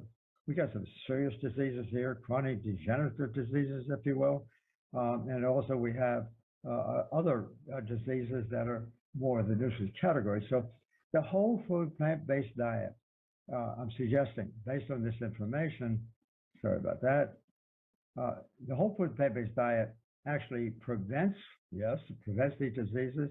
It stops their growth maybe, and in a number of cases, it actually reverses them. So I'm arguing that the whole food plant-based diet, in fact, is really, really impressive in the sense that it's very broad. One sort of formula, one kind of protocol has affected all these diseases at the same time. And secondly, the effect is surprisingly rapid. When people switch, let's say they have heart disease, they have diabetes, whatever. When they switch to whole food plant-based diet, we begin to see results, lab results within 24 to 48 hours. Cholesterol, serum cholesterol drops like a rock, blood sugar goes down, and so forth. And so it's broad, it's very rapid, and if we stay on that diet, if the dietary change has become part of our lifestyle, if we stay on that diet, The whole plant-based diet actually treats illness and disease with no side effects. Really remarkable. The one thing that get left out of this list some years ago, and I'd like to raise the question now, it has to do with whether or not viral diseases might also behave in a similar fashion. And by viral diseases, here's a list of some of that we commonly know, common diseases that we know, very serious. HIV/AIDS, measles, hepatitis, especially B or C hepatitis, Ebola virus, common colds and flu, not too serious, but nonetheless, there they are, polio. So here we have all these virus diseases. So the question I'm asking or proposing for our thinking, is there any evidence that shows that maybe this whole food plant-based diet might apply to these diseases also, such as COVID-19, the current problem that we now have? And we got some data in China in 1989, the second part of our study. In 1989, we collected a massive amount of data, especially on the causes of different diseases. You can see this color-coded map that the Chinese had developed, a remarkable atlas of cancer mortality for a bunch of different cancers and other diseases. But in any case, we had access to all this data thanks to the Chinese government, how much cancer occurred in different parts of the country. And so we had a chance to look at one of these virus diseases, namely the effect of hepatitis B virus on the production of liver cancer. And here's a schematic of how that sort of works. If we have the virus out there in the community, we call it antigen, and infects us, it's in our body, and now we're test positive for the virus, it's antigen positive, no symptoms yet, asymptomatic. If that virus stays active, eventually it gives rise to liver cancer, pretty serious. If on the other hand, our immune system reacts and the control brings it under control in the formation of antibodies, then we don't get liver cancer. And so we had access in that study, in our China study with our colleagues, we had measured a number of different nutritional factors that might relate to how these events relate to each other. By the way, liver cancer is a serious virus disease. It is now killing upwards of 800,000 people a year worldwide, and has been doing that, gradually approaching that number for the last 40, 50 years. So this is a more serious disease than the coronavirus by a long shot, it seems to me. So we had this information on this really serious virus, and I was able to ask the question, what role does nutrition play in these relationships? And here's basically, very briefly, what we found. And I say this involved 8,900 adults in China. The second feature, as I said, most of them were in mainland China, a few were in Taiwan, but nonetheless, this is from mainland China here. The infection occurs with the virus, so it comes in, and as I said before, when it comes into our body, it's active, it's antigen, we can test that. So we tested the prevalence of antigen. The prevalence of antigen in this group of 8,900 people, and then asked the question, how does nutrition relate to that? Especially when the antigen, if the antigen stays active, it causes liver cancer, right? If it's inactivated, it's inactivated by production of antibodies and some other features of the immune system. So what factors cause it to go what way, and what factors the other way? More animal food consumption actually leads to liver cancer death. And I might point out here that the animal food consumption in rural China in those years was very small, as most people will know, listening to this presentation. On average, it's only like 10% of what we do in the West. So it was actually consumption of a small amount of animal food was enough to cause a very high correlation, highly significant correlation between active virus and liver cancer death. And that was a function of animal food. We consume animal food, the antigen hangs around, it causes liver cancer. So animal food is related to liver cancer. In contrast, people consuming more plant food, most people did that, they're able to convert the antigen to the antibody. Again, it was a really impressive relationship, highly significant. We had access in that data set to, actually a lot of data, but 11 different correlations all at a highly significant level of activity, showing that animal food for the hepatitis B virus has caused liver cancer. Plant food, in contrast, did not relate to liver cancer. It formed the antibody. That's a virus. So what I'm suggesting is this information here, very provocative. It's been published now. Very provocative. Suggest, I'm going to say, hypothesize that people consuming a plant-based diet, preventing heart disease, cancer, and diabetes, and so forth, also works to prevent viral diseases as well. Now, in the case of COVID-19, we already know that most of the people who are dying of that are over 60 years of age, and 95% of these, of course, in the West mostly, they experience poor nutrition. So they actually get these degenerative diseases, which in turn then are programmed so that they're more susceptible to getting viral diseases. And the plant-based diet, if we were to use a plant-based diet, then they would not get these diseases in theory. And also at the same time, the whole food plant-based diet would block the development of the virus disease at the same time. So this is really kind of exciting data because it's consistent with what we already know involving the chronic degenerative diseases. Eating a plant-based diet, staying with it, can do all of this sort of thing at the same time. Now, I want to turn your attention to the reason why we got so carried away with this animal protein thing. If we go back in history, and I'm going to cite here my familiarity with the Western history, I had a chance now in late 1980s, actually spending a year at Oxford with my colleagues working on that project with our Chinese colleagues. In any case, I had a chance to go to the library and look up to see where did we get this fascination with protein, especially animal-based protein. And it turns out that, and so this is a Western story in this case. It turns out that this fellow here, Gerhard Mulder, discovered protein in 1839. He found it in meat. And at that time, he knew that in a dog experiment, the dogs survived only if they're given meat. If they didn't have meat, they would die. And so he found a chemical there that was required for them to live. And so he isolated the chemical, first nutrient of its kind. He had to give it a name, and he gave it a name after the Greek word proteos, which means of prime importance.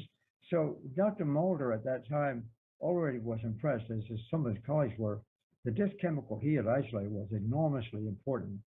And so they gave it the name, protein from proteos, meaning of prime importance. I'm asking why. What was in their minds at that time to actually sort of label this new chemical called protein? Why did they get so excited about that? The next generation of scientists is represented here by this man here, Joseph von Liebig. He called protein the stuff of life itself.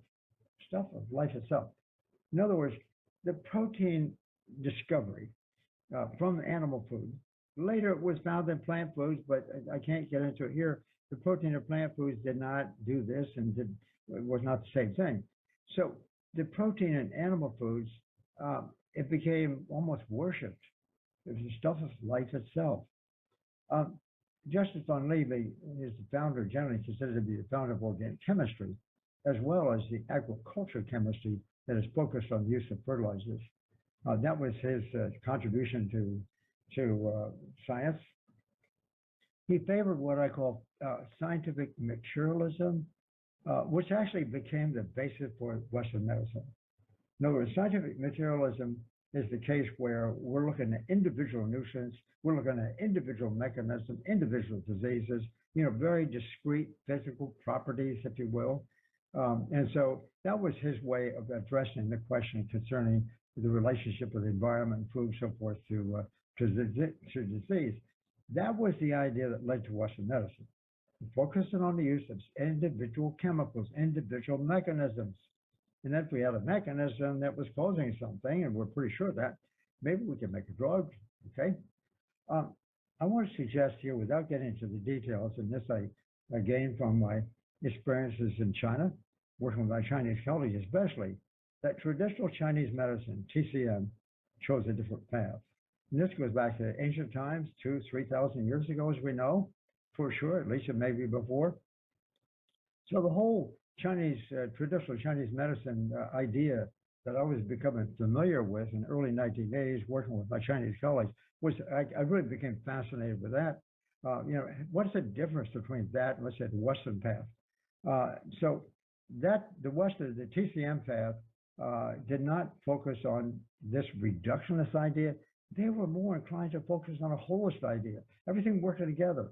I find that fascinating because it was almost I would say in many ways the opposite of Western medicine.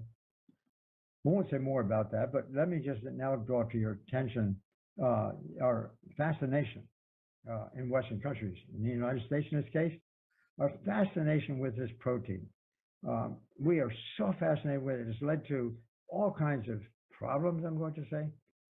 And we have ways in science of trying to emphasize that point. And I'm going to illustrate that by showing here the amounts of protein that are recommended or required for doing various and sundry things. This all started in the West, in the United States, in 1943, a number of years ago. And the people, the agencies that work on this question redo it every 5 years and bring it up to date. But basically, I'm going to show you here the way that we use protein in the U.S. population as a typical Western medicine characteristic. Percent of total calories, okay? So we require 5 to 6% of total calorie, 5 or 6% protein to basically as a minimum requirement. That was determined, as I say, in 1943, has been sort of supported all the years since. But that minimum requirement, which was an experimental number, was increased by a couple of standard deviations to give rise to what we call the recommended dietary allowance.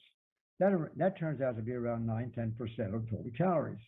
That number here is what we tend to use a lot, recommended dietary allowance. And this is enough.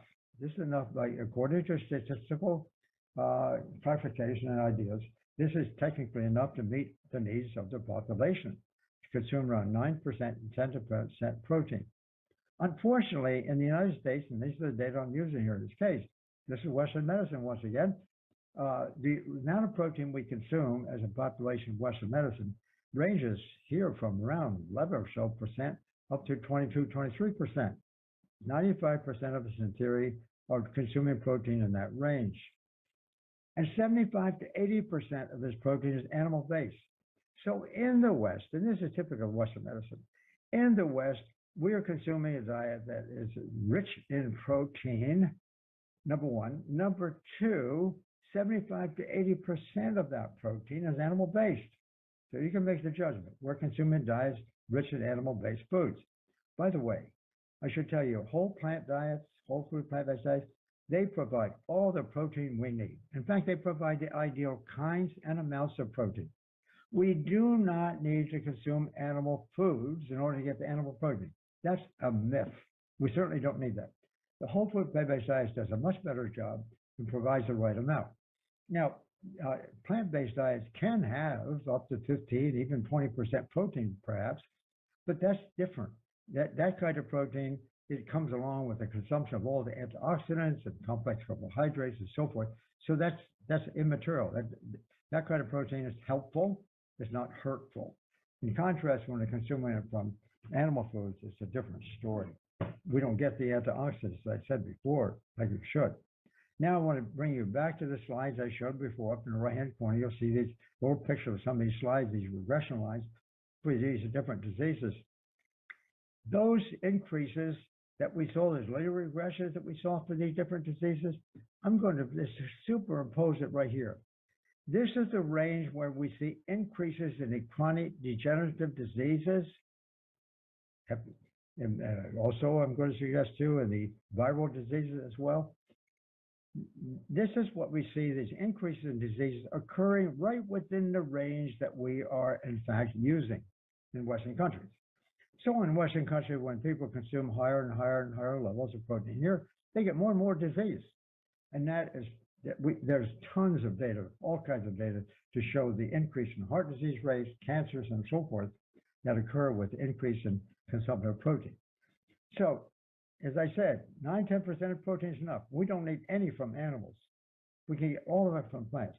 However, it turned out that in the adjustment of these recommendations in the United States, at the National Academy of Science level, in 2002, in that recommendation, there was a very mysterious recommendation. We could increase protein up to 35%, and we could call it upper safe level.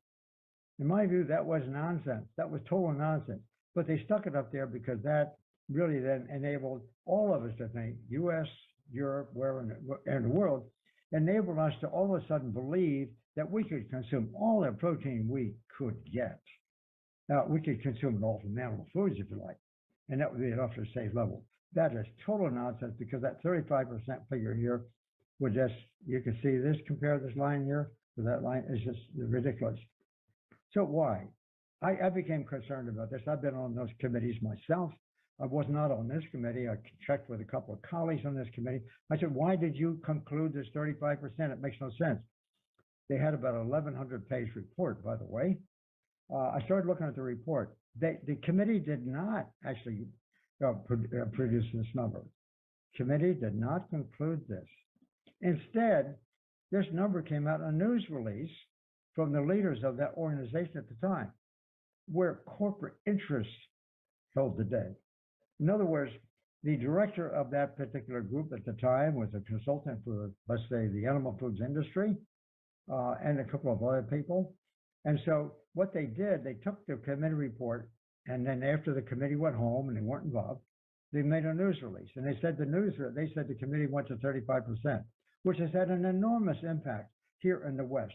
And it unfortunately is having an impact elsewhere in the world, that we can go at this very high level and not experience any problems. It's simply wrong. It's simply wrong. That, in fact, I would argue, is the major problem that's occurred in Western medicine. And basically, our demand for animal protein has received almost, has no limits. Historically, scholarly, socially, I mean, there's a whole lot of stories here that we could talk about.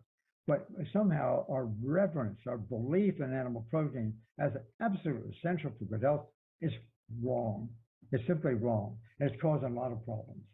To me, it defines the so-called Western medical system, which is the opposite of the lifestyle protocol. And I would suggest that in the state we're in now, that the only hope for progress, going into the future, other than the ethical argument of not using animals, if you will, but the only hope for progress is to question the scientific reliability of this reference for animal protein. The story I've very briefly, only summarized here. I have come to the conclusion, if people just knew the history and knew the reasons for this and knew the basic science, I have to believe almost everyone would come to their point of view that consuming animal food is not in our best interest, period. So thinking about nutrition in this context here, this is holistic science, the core of lifestyle medicine. This is the core of lifestyle medicine. When I say holistic science, there's a lot of data I could support that. I want to show you just one example. This is one of the more famous ones. This occurred back in 1980. Right at the time, I was also doing research at the time and seeing the back and forth of protein and so forth. There was a study undertaken at that time on smokers smoking cigarettes. Now, this is lung cancer here, or the graphic of lung cancer. And what they found was that smokers, heavy smokers, smoking more than 30 years, heavy smokers who had higher levels of beta carotene in their blood had a lower risk of getting lung cancer. Beta carotene, that's vitamin A. Okay, so they saw this, and it was quite impressive. And it was a dose-response relationship. That is to say, more beta carotene in the blood. The ones who were smoking, or everyone smoking for 30 years, their risk of getting lung cancer was almost down to zero. It was incredible. And then that suggested, well, then maybe we should do a study. So a study was done. And this is a joint study between scientists in Finland and the United States. And they studied 29,000 male smokers, and they decided to give them beta carotene. They put a pill. Okay, looks really good. They put in a pill. They were going to follow them for 8 years. They had to stop the study after 5 years, very short period of time, because here's the results they got. The smokers who had more beta-carotene blood from food, beta-carotene food, let me emphasize that. They had higher levels of beta-carotene in the blood because of consuming more beta-carotene food. That's vegetables, vegetables, green vegetables and so forth. That was associated with a decrease in lung cancer and was statistically significant in only 5 years.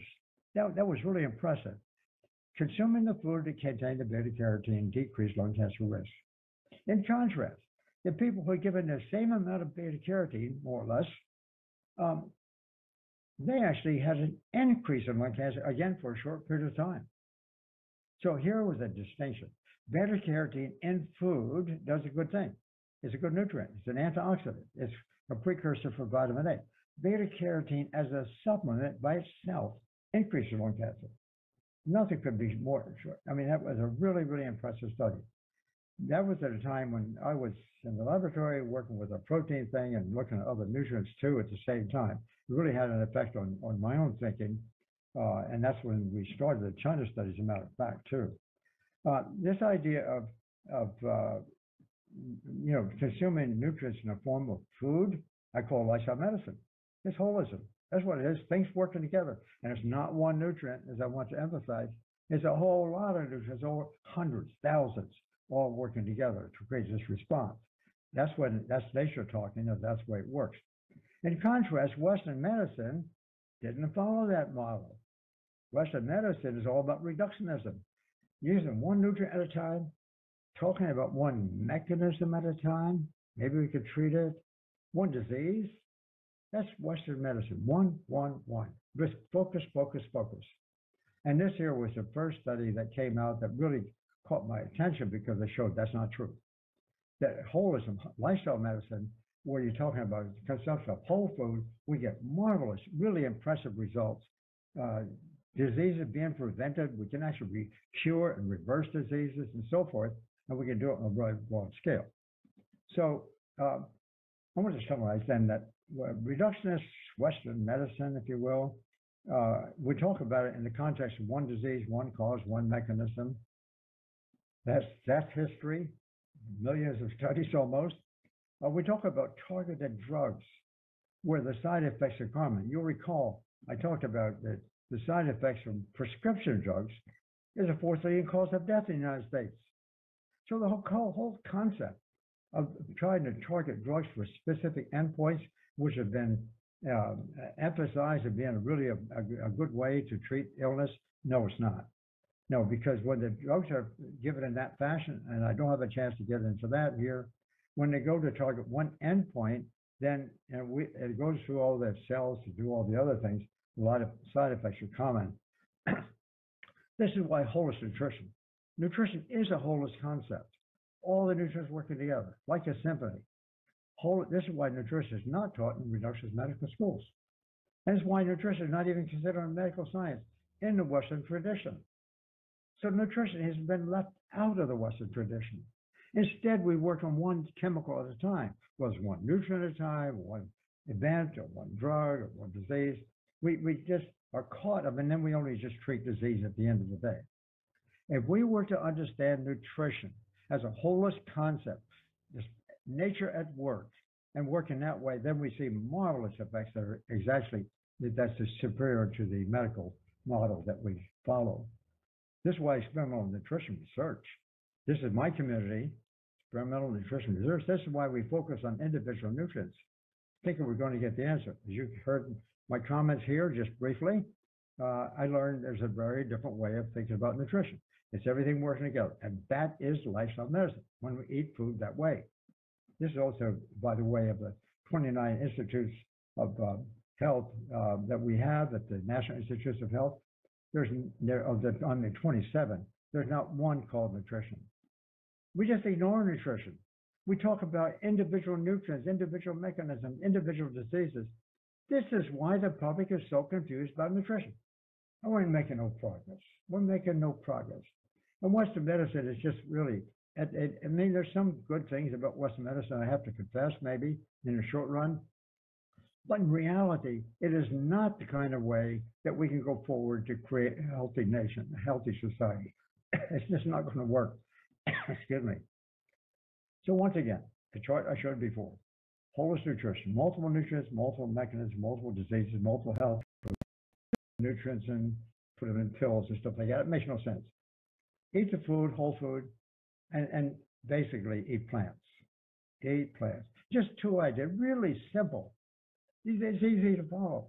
If we had this really simple idea and this was made part of lifestyle medicine, and that's all that we said, the results that we could get, dependent on the best of science, I would argue, the results we get would be dramatic, not only in terms of, making health for individuals, health for societies, and I'm going to argue health for our planet. Because our chief cause of planetary problems, by the way, is the production of animal-based food in the form of livestock. The livestock rearing in different parts of the world to give us this so-called protein that we don't need also causes a huge problem. And that's where much of the environmental problem arises. So there's a huge opportunity for lifestyle medicine in the future. That's the only way we can really go if we're going to have success. So it all begins with food choice. And by the way, I'd like to add this comment here. This idea based on the science, around the world, we have ethnic groups all around the world. We're all the same. All of us humans are the same. Our biology is essentially the same. And we can use this model of consuming plants basically for all ethnic groups, nationalities, and we can maintain ethnic cuisines. That's a nice thing. Ethnic cuisines are based on new flavors and spices and herbs and so forth and so on. And the nutrition is working very well. So we can maintain ethnic cuisines or favorite cuisines, whichever part of the world we're living in. And the biology will be the same. The biology will be the same. So I wrote a book, and it came out in 2005. I had retired at that time and decided to write a book. And it's done a lot better than I thought it was going to do. I called it the China Study. That wasn't my choice of names, but the publisher wanted to do it because, in his view, it would sell more books. Well, it turned out it's really done well. I wrote it with my son, who's now a physician. He's continuing on with his research himself. He's a professor at the University of Rochester Medical Center and has already published a paper now on chronic kidney disease, responding in this fashion too. A case study, I should point, just one person, but really done well. The China Study, by the way, now in the second edition, first edition in 2005, the second edition in 2016. There's now been 50 actually, it's somewhere north of 50 foreign languages. Over 3 million copies sold, close to 4 million, I think, at the present time. Came out with a second book that describes the wholest concept. I called it Whole. This book was a New York Times bestseller. And the last book, just published last December, I'm going into some explanation from my own personal experience through these years, more than 65 years, being involved in national policy development. I was deeply involved in that for about 20 years or so. I saw what went on at that level, at the governmental level. It does not respect science. And mostly, unfortunately, the scientists themselves are co-opted into a belief in reductionist views about science. So this book here tells that story as a means to get future nutrition. And I could change that name, I guess. I could say the future of nutrition is lifestyle medicine. That's where it's at. That's why this conference now being organized, is so important. Similar efforts are being made elsewhere in the world. And I'm going to argue that if we want to make progress for the future, and we must make progress for all kinds of reasons, we've got to respect the concept of lifestyle medicine. Get back to nature and understand what she's done for us. Thank you.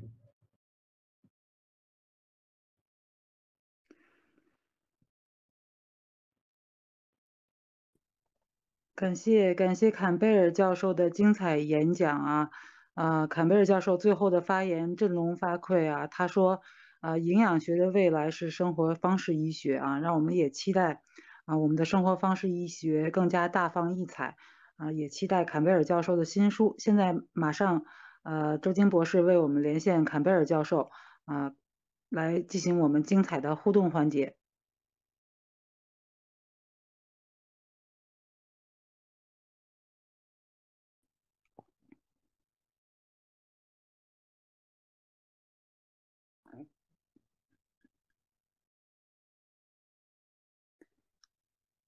直播间的伙伴们，大家也为87岁高龄的坎贝尔教授点赞，然后去转发我们的互动啊！今天特别感恩大家，直到现在好。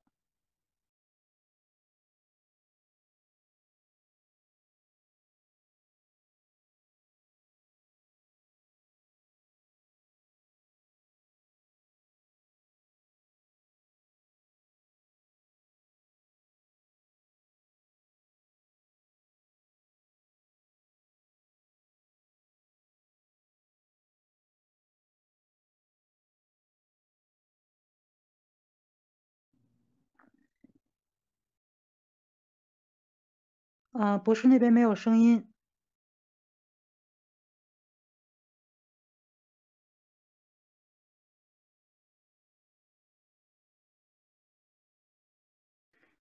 博士，抱歉，您那边没有声音。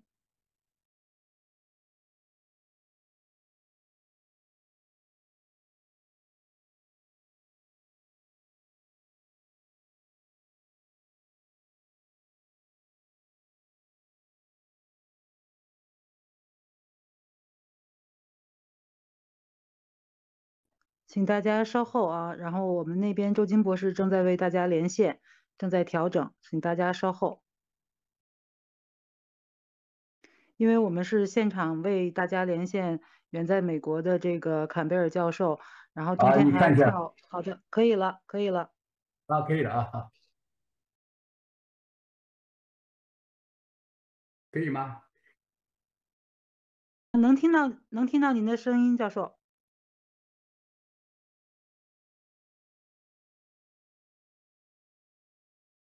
你看一下你这一端有没有什么问题？周金博士可以听到您那边的声音了。哎，好，对，我这里就是把它做静音啊，我这里。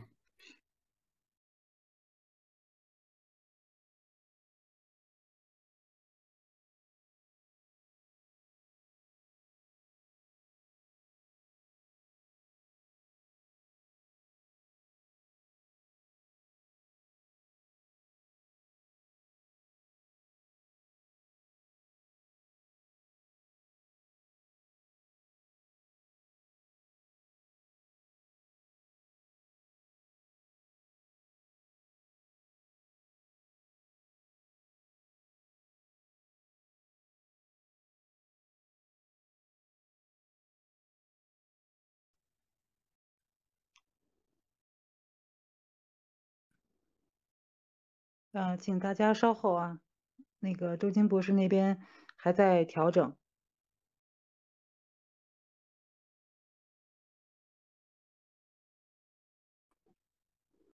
现在是徐博这边在调整。好的好的，没问题大家都特别期待。再稍等啊。没有问题。徐博现在退出去，再重新那个登录。好的好的。这个是谁？杨继东叫。大家都在说博士辛苦了，坎贝尔教授辛苦了。我们87岁的坎贝尔教授啊，真精神矍铄啊，为大家贡献1小时的演讲啊，真的是特别的感动。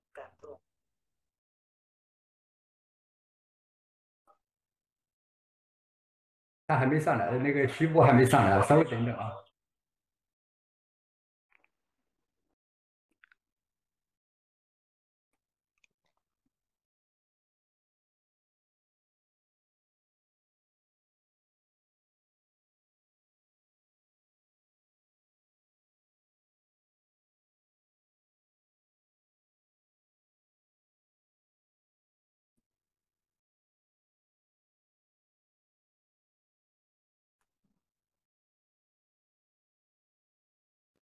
Can you hear me? I can hear you. OK 了，有声音了。Trying to see. 直播间听得到吗？可以了，可以了哈。Okay, wonderful. All right, let's begin again. Okay, thank you so much, Dr. Campbell. Thank you once again for sharing your wisdom at the International Conference for Nutrition and Lifestyle Medicine. I believe it will help many people to make life-changing decisions. We really appreciate your gracing our conference. Do you have time to take some questions from the audience? Yes, definitely. Looking forward to it. Oh, thank you so much. Okay, let's begin with our first question. 有人说现在人的平均寿命在提高，比起过去来比在提高，这怎么解释？也就是我想他的意思就是现在人的平均寿命提高，肉也吃得更多。Why our life expectancy increases over the years as we eat more and more meat? Actually, it's not increasing. It is increasing if we compare over the last 100 years. As public health conditions improved in various societies, yes, life expectancy increased. We had less communicable diseases, but we started getting more chronic degenerative diseases. So life expectancy increased, but that's really had nothing to do with consuming more meat. OK， 那坎贝尔教授说，实际上呢，我们的寿命并没有真正的增加。比较过去100年啊，在过去100年里面，因为公共卫生的改善，那个传染疾病的预防，那么那个确实就在这个角度来讲呢，我们的平均寿命在增加。但是呢，从慢性病的这个角度来考虑的话，实际上我们并没有增加我们的寿命啊，这是他的回答。好 ，OK， next question。植物性饮食会造成蛋白质摄入不足吗？植物蛋白质的吸收率和完整性能够提供所需要的营养吗？Can plant-based diet cause protein deficiency? Do plant proteins have adequate absorption and complete amino acid? Yes, plant-based diets can provide all the protein we need. It also is the kind of protein that is associated with less disease. So plant protein is good. 坎贝尔教授说，是的植物性的饮食可以提供所有我们所需要的蛋白质，而且呢，这种蛋白质可以使我们有更少的疾病。Next question， 请问癌症的发生是因为平均的寿命增加吗？也就是说，寿命长了就一定会出现癌症高发的情况。Is increasing global cancer incidence the result of increasing life expectancy? No. When we compare the data from different countries, we actually standardize the rates. That's age-specific rates. So when we compare different countries, life expectancy is usually for each rate. Life expectancy is generally increased, yes, but not because of, it's because of improved public health conditions. 那坎贝尔教授说，不是这样的他比较不同的国家，我们一般呢要用年龄标化的这个生命期望值，也就是平均的寿命。那么从这个角度来讲呢，我们的平均寿命在增加，但是呢，那是因为我们的公共的设施，我们的那个卫生条件和医疗水平的进步，不是这个年龄的原因。Okay, the next question.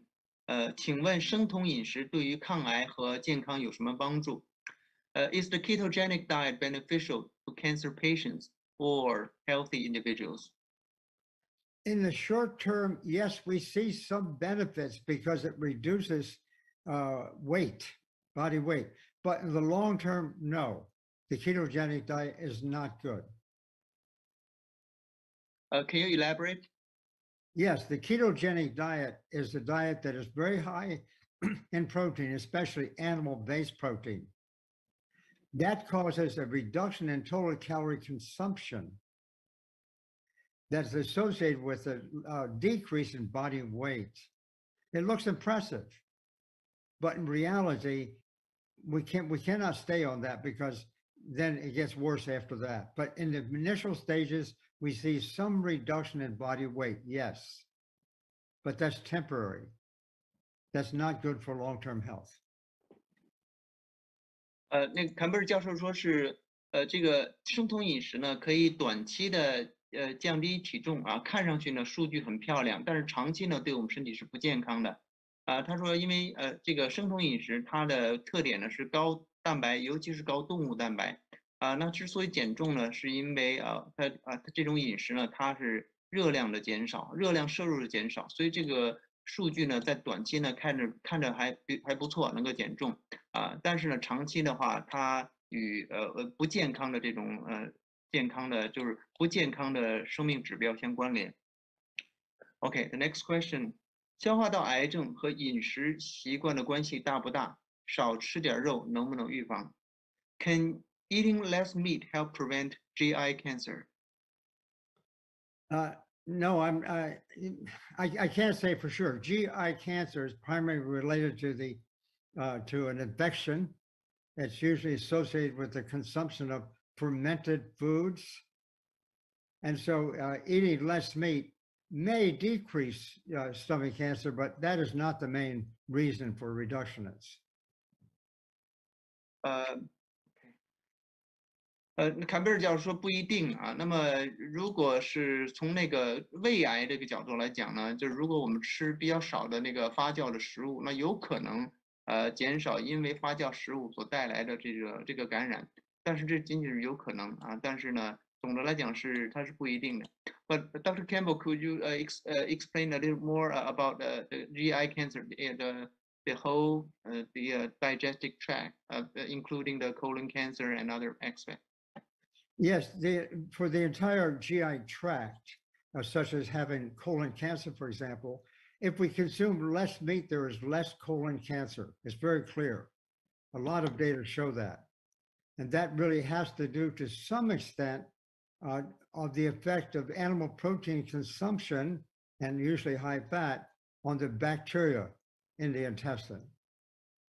When we consume more animal foods, we convert bile acids into substances that are more carcinogenic. So if we decrease meat consumption, less colon cancer for many different reasons, but primarily through the bacteria. 坎贝尔教授是这么说的，就是说关于那个大肠癌，比如说在消化道的后端是大肠癌那么我们如果吃比较少的肉那么我们会降低大肠癌的风险这个数据是非常确凿的越少吃肉越少得大肠癌。那么这个主要是因为这个肉里面有很多的动物蛋白，而且呢肉还是这种高脂的那么这种高脂的还有动物蛋白这种食物呢，它会扰乱我们肠道的菌群那么尤其呢会把其中有一个叫胆酸的物质呢变成致癌的物质那么所以说呢，我们如果少吃肉那就会降低我们患直肠癌的风险。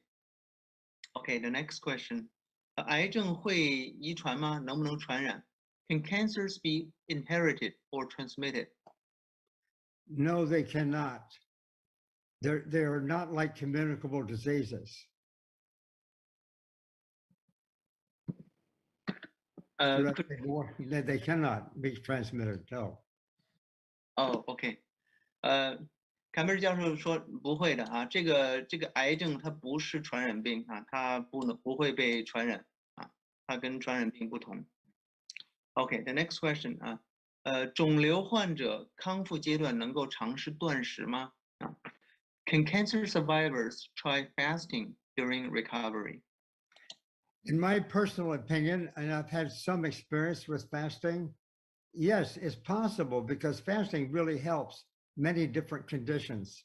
I don't know for sure about cancer, so I'm not certain about that.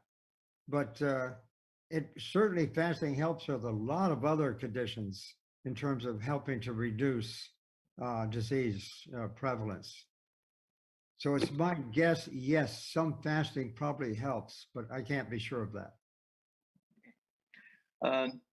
坎贝尔教授的回答是，他说个人的意见呢，有可能啊，那么因为这个断食这种情况，它可以帮助很多的一些身体的疾病的情况，但是呢，他对癌症呢还是不是很确定，但是他的猜测呢是应该对癌症是有帮助的。The next question，植物蛋白和亚硝酸盐能否反应产生致癌的亚硝胺？Can nitrites turn into nitrosamines with plant protein? Yes, as far as I'm concerned, it can be. I don't know again whether that's been demonstrated, but according to the biochemistry, according to the chemistry, yes, that can occur. But that's probably not terribly important because plants, when we're consuming, they have a lot of antioxidants that tend to keep that under control. 坎贝尔教授讲的说是的，他认为是还是植物性的蛋白和亚硝酸盐呢也有可能会产生亚硝胺，但是他不太确定是否已经被完全证实那么他说这里面很重要的一点呢，就是说植物性的食物，当你吃进去的时候呢，同时呢含有很多的抗氧化剂，而抗氧化剂呢会抑制这一个转化为亚硝胺致癌物的这种反应。Next question。这是两个问题的合在一起吃有机蔬菜和水果是不是可以就不用再吃维生素 B12 了？吃全谷物杂粮还会不会缺维生素 B12？ Can organic fruits and vegetables and whole grains provide enough vitamin B12? Usually not. So taking a vitamin B supplement, B12 supplement is a good idea. But the B12 is also produced by bacteria in the soil. If we're using fresh fruits and vegetables from the soil, maybe it's okay, but we usually clean it so much that we don't have any organisms left. Therefore, there's very little B12. So it's probably a good idea to consume some B12 supplementation. 坎贝尔教授说，他是一般来讲不会的那么还是建议大家吃维生素 B12 的补剂就是对于那个吃素食的人因为他讲这个维生素 B12 呢是在土壤里面被细菌所产生因为呢我们理论上来讲，我们吃土壤里面生产出来的食物是含有 B12 的，但是我们现在呢我们对食物洗的都太多洗得太干净，所以说呢就没有了维生素 B12。Okay, the next question. 记性差的要不要补充 DHA? Should I take DHA supplements if I have poor memory? I don't have any evidence for that. I don't think that is necessary. I might be wrong, but I don't know of any evidence where DHA will help in that situation. Just eat the plants and we produce enough DHA.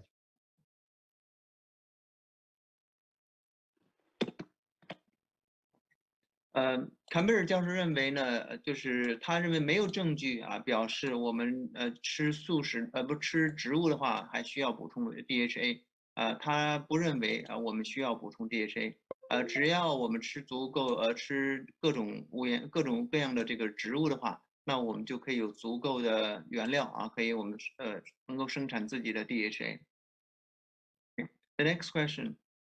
有研究称新冠病毒可以对抗癌症这个有没有科学证据？There is a saying that COVID-19 virus helps fight cancer. Is there any scientific evidence? No, I think COVID-19 behaves in the same way, however, to diet the same as does cancer. That is to say, if we consume more plant-based foods, the risk of having severe disease from COVID-19 goes down. So eating plants can be helpful, but in the effect of COVID-19 on cancer itself, no, I don't know of any evidence that shows that's cause of depression. If anything, it's the opposite. 坎贝尔教授说他没有他说那个就是新冠病毒呢，它与癌症之间的关系就植物与新冠病毒之间的关系和植物与癌症之间的关系是一致的。当我们多吃植物，也就是我们的饮食越接近植物性的饮食，那么癌症的发病率会下降，同时新冠的发病率呢也会下降啊。但是他没有发现他没有读过任何的证据说新冠病毒可以对抗癌症。他说如果有任何的有可能有证据的话，那应该是相反的，也就是说新冠病毒会促进癌症，或者癌症会促进新冠病毒。Okay, the next question. 请问低脂纯素对于蛋白质供能比怎么看？通过素食是否能够提供每天每公斤体重0.6到0.8克的蛋白质？那这个蛋白质够不够啊？如果我们这个前提呢是吃蔬菜和水果。Okay. Can a low-fat vegan diet with lots of fruits and vegetables provide enough, which is 0.6 to 0.8 grams of protein per kilograms of body weight? Yes, definitely. We should remember that the recommendations for protein requirements set many years ago suggested that 10% of total calories is enough, is almost ideal. And any kind of plant consumption provides enough protein to meet our needs. And so plant protein is good. 坎贝尔博士说是的这是绝对是够的他说多年前呢，我们的我们有关于蛋白质有这个建议，就是说我们的蛋白质供能比10%左右呢就是足够的，而且呢是最理想的状态他说所有的这种植物性的饮食的搭配是完完全全足够能够给我们提供我们所需要的蛋白质的。Okay, the next question. 癌症病人呢可以吃黄豆豆制品吗？例如乳腺癌患者可以吃大豆、亚麻籽吗？有的说法说这些食物蛋白质结构与人的细胞结构亲缘太近。我觉得他这个说的不是很对但是那意思最主要就是癌症患者能不能吃大豆、亚麻籽还有豆制品。Can cancer patients eat soy products, and flax seeds? There is a saying that these foods can feed the cancer cells. Yes, soy protein does have some material in it that is phytoestrogens, we say. That's plant estrogen-like material. So those products do have estrogen-like material. But actually, when we're consuming the whole food, they act like anti-estrogens. So actually, soy protein or soy products are good, even though they may have some estrogen-like material. When tested in isolation, it may be a problem, but in reality, in the whole food, it's a very small amount, and if anything, it acts as an anti-estrogen. 坎贝尔教授说呢，是的，大豆里面的一些物质也就是植物类雌激素大豆异黄酮，是它在实验室里面提纯的情况下测有可能呢，它是能够作用于这个雌激素的受体的。但是作为全植物里面的这种全食物里面的这种植物雌激素那么它的作用实际是相反的，它是对抗雌激素的它实际可以抑制雌激素的作用。所以说呢，坎贝尔教授认为就吃大豆对于这些肿瘤呢是很好的是有好处的。Okay, the next question. 牛奶会增加乳腺癌的风险，但是酸奶不会是不是这样？Is it true that milk increases breast cancer risk, but yogurt doesn't? There is some truth in that. Definitely, consuming milk products increases reproductive cancers like breast cancer, like prostate cancer, like ovarian cancer. So fresh milk whole milk increases the risk of those diseases. On the other hand, yogurt is just not quite the same, because yogurt is a fermented product that breaks down the protein, for example, quite a lot.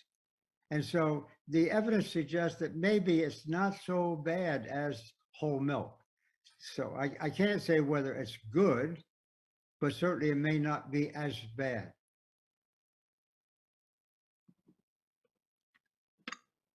坎贝尔教授说这句话就是关于就是酸奶就是牛奶增加乳腺癌的风险，但是酸奶不会这句话呢，他说这里面有些道理他说从全牛奶来讲呢，它肯定它是增加癌症的风险的全牛奶是肯定的，但是酸奶的话是不完全是这么回事因为酸奶呢它已经是一个发酵的产品，它很多的蛋白质和一些分子呢都已经被分解掉了所以说酸奶呢它的最后的结果是没有那么坏但是它并不是说酸奶就一定是好的东西，但是它呢就是它的意思就是酸奶并没有牛奶那么坏但是它并没有说支持只喝酸奶是这个意思。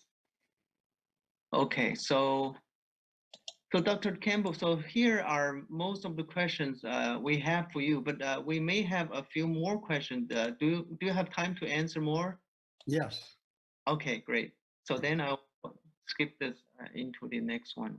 Okay, let me see here.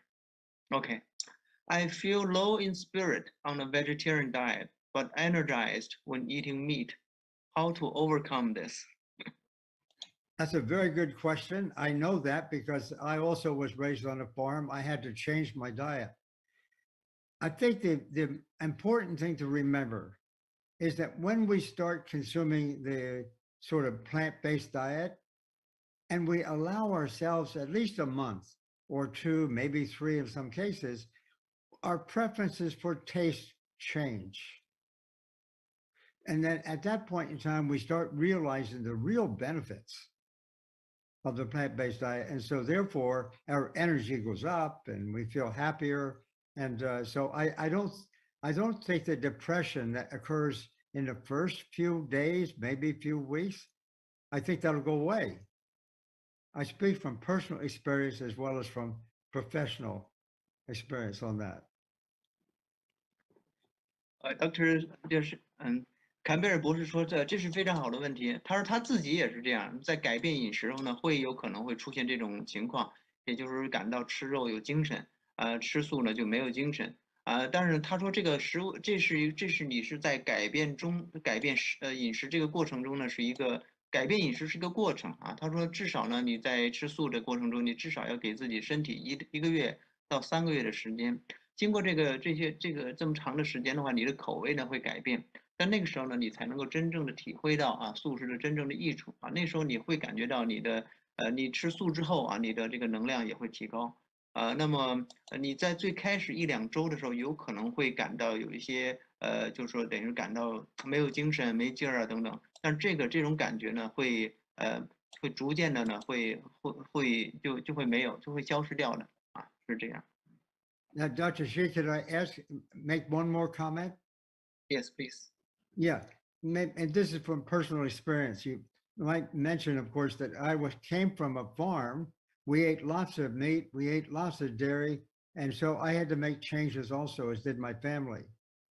At first, I thought it was crazy, and so in the beginning, I wasn't sure. It took a little while, but now, after this time, I can only eat plant-based foods because my taste preferences have totally changed. If that can help anybody. OK，坎贝尔教授又加了一些，他说呢，对他来讲呢，他有亲身的感觉嘛，他就是他生长于一个农场他们以前就吃很多肉很多的奶所以说他自己的这种要改变成全植物性饮食，也包括他自己的家庭的改变呢。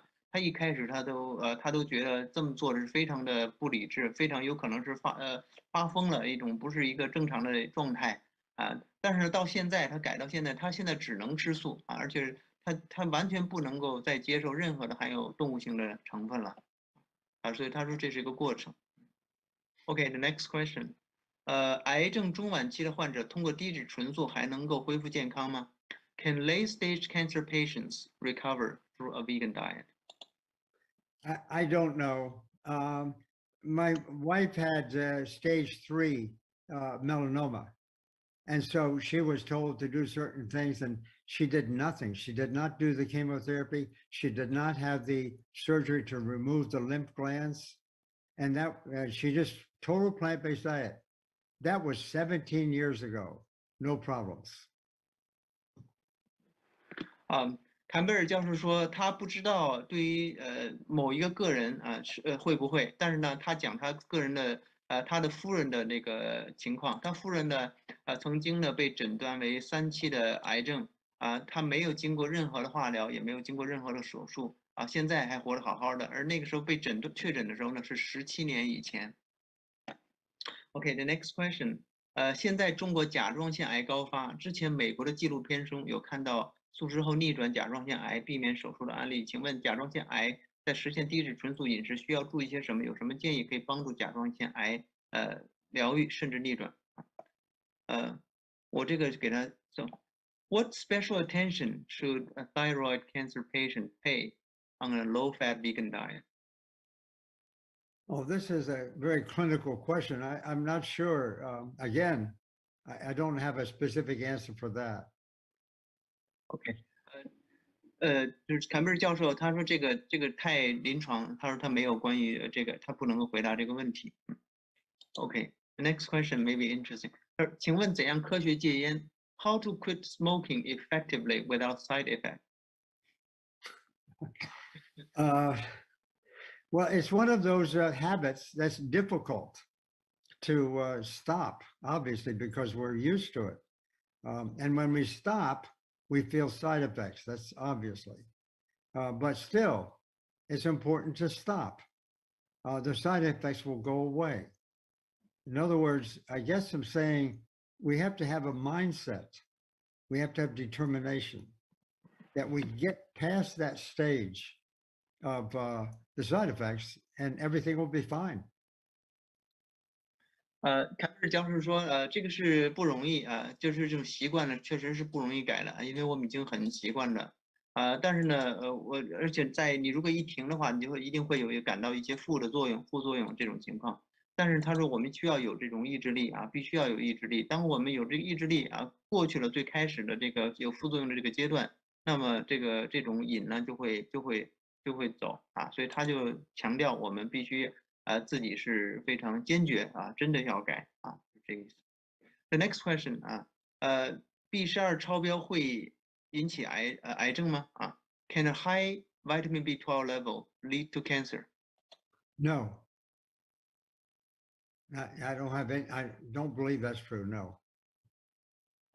坎贝尔教授说 no， 他说不会的没有，他认为不会的没有这样的，就是没有这样的书，对他认为不会的。Okay, let me see if any.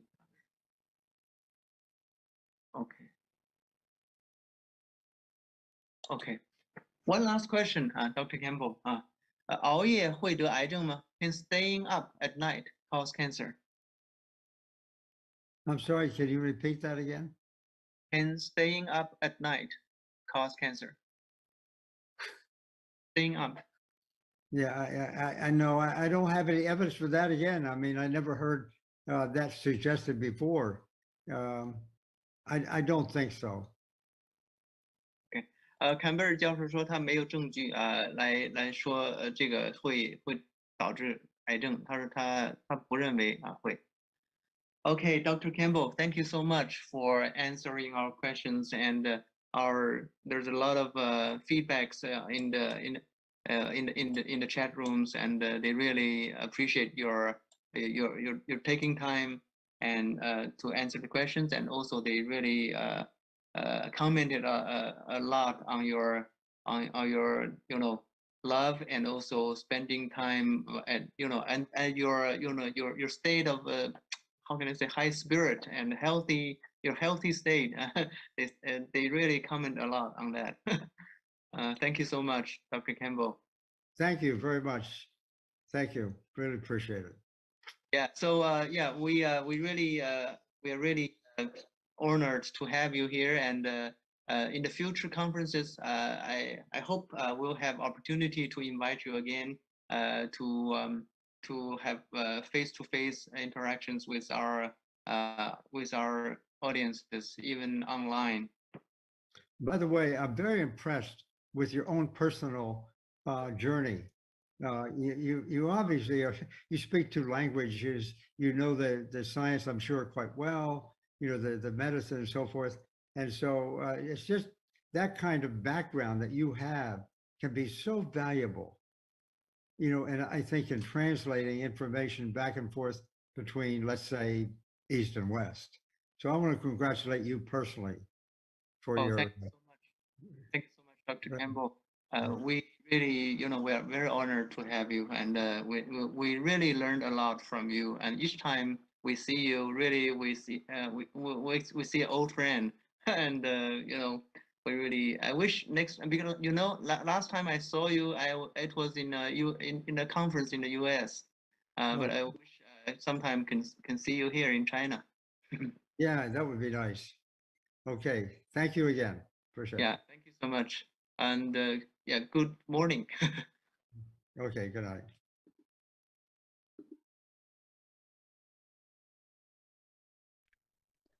Recording stopped.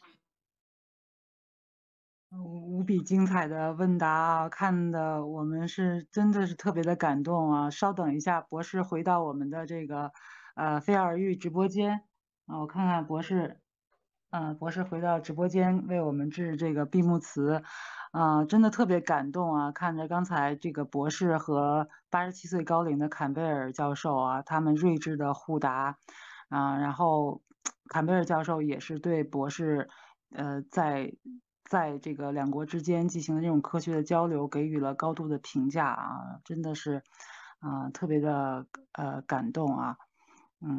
我们也看到了这个循证营养学啊，这个生活方式医学的力量啊，包括我们这个营养学的未来。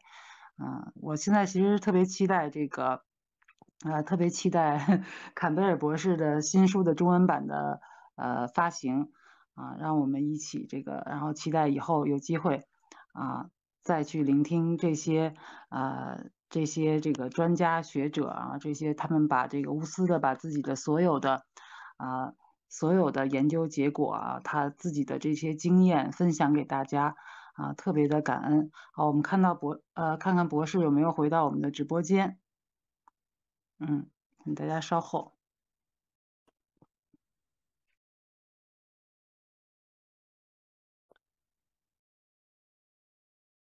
也是特别感恩我们的观众朋友们啊，在这样的深夜我们还一直守候在我们的直播间观看我们的直播。我们全天的直播呢，实际上是创了很多的记录，也是感受到大家对于我们工作的肯定以及峰会的支持，然后也是我们受到了很多的鼓励，也特别的开心啊，然后也是特别感谢所有的我们的志愿者团队啊，大家都特别的给力还有我们的这些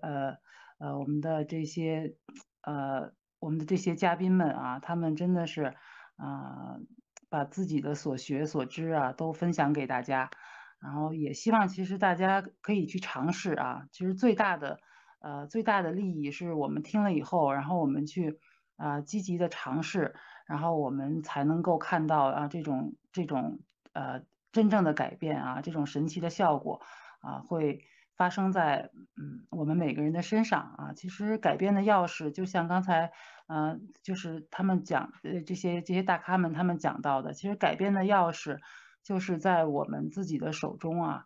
然后其实我们才是去打开这个密码的这个钥匙，所以其实我们每个人都是可以通过实践做自己健康的第一责任人的博士，您回来了吗？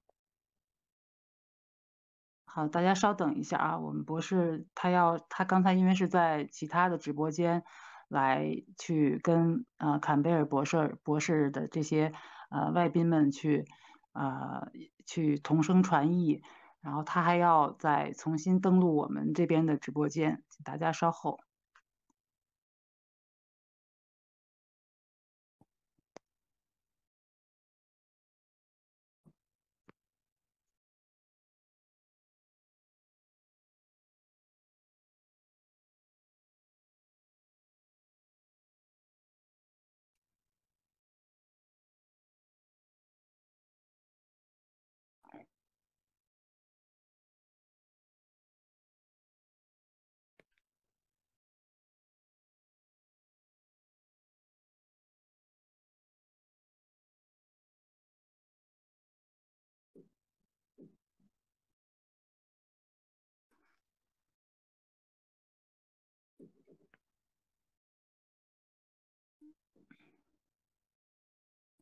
谢谢大家，我看到大家那个真是在满屏的鼓励啊，我们也特别开心啊，感恩大家，感恩大家的鼓励啊，看到了有你们的支持，就是我们行动的动力啊。我们其实以后还会给大家，还会给大家这个，其实我们去准备更精彩的内容啊，去做这种公益的讲座，然后公益的直播和我们的这个，好，博士您应该我看到您已经回到直播间了吧？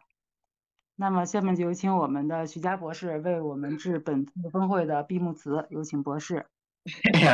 也不用太正式了。首先，真的非常非常感恩啊，感恩我们所有的嘉宾啊的辛苦的付出，感恩我们所有的听众啊，今天非常的给力，大家真的这么热烈的、认真的去听，而非常热烈的一个反馈，所以使得我们的这个直播间呢非常的活跃，然后出来了非常好的问题跟嘉宾互动。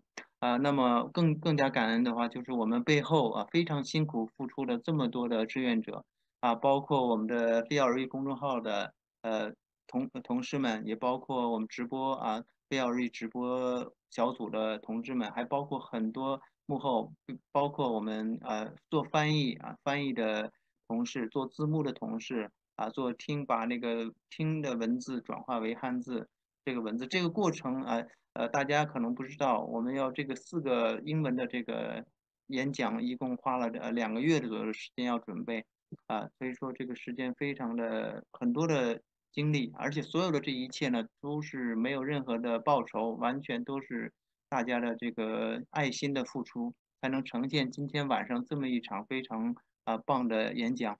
所以说，再一次感谢你们没有你们，我们真的是无法把今天这么一天的这个精彩纷呈的一个会议能呈现出来感恩大家，非常感恩那么另外呢，也是感恩我们所有的我们的主持人，我们的在所有的就是中国还有美国协调这个会议的所有的，包括周博士，包括尤其是邵丹老师，也包括我们后面做技术的运营让它能够保证非常的圆满的那些同事们，我就不一一的去点名了。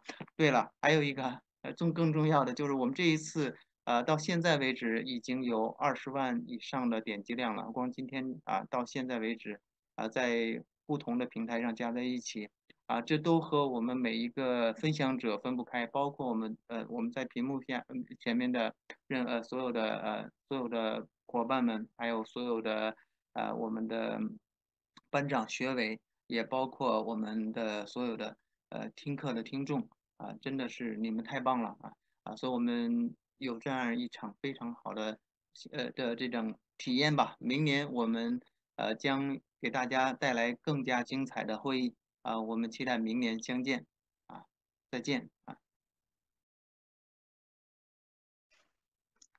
好，感恩大家。那我们全天的峰会到此结束让我们明年再聚。感恩大家，晚安。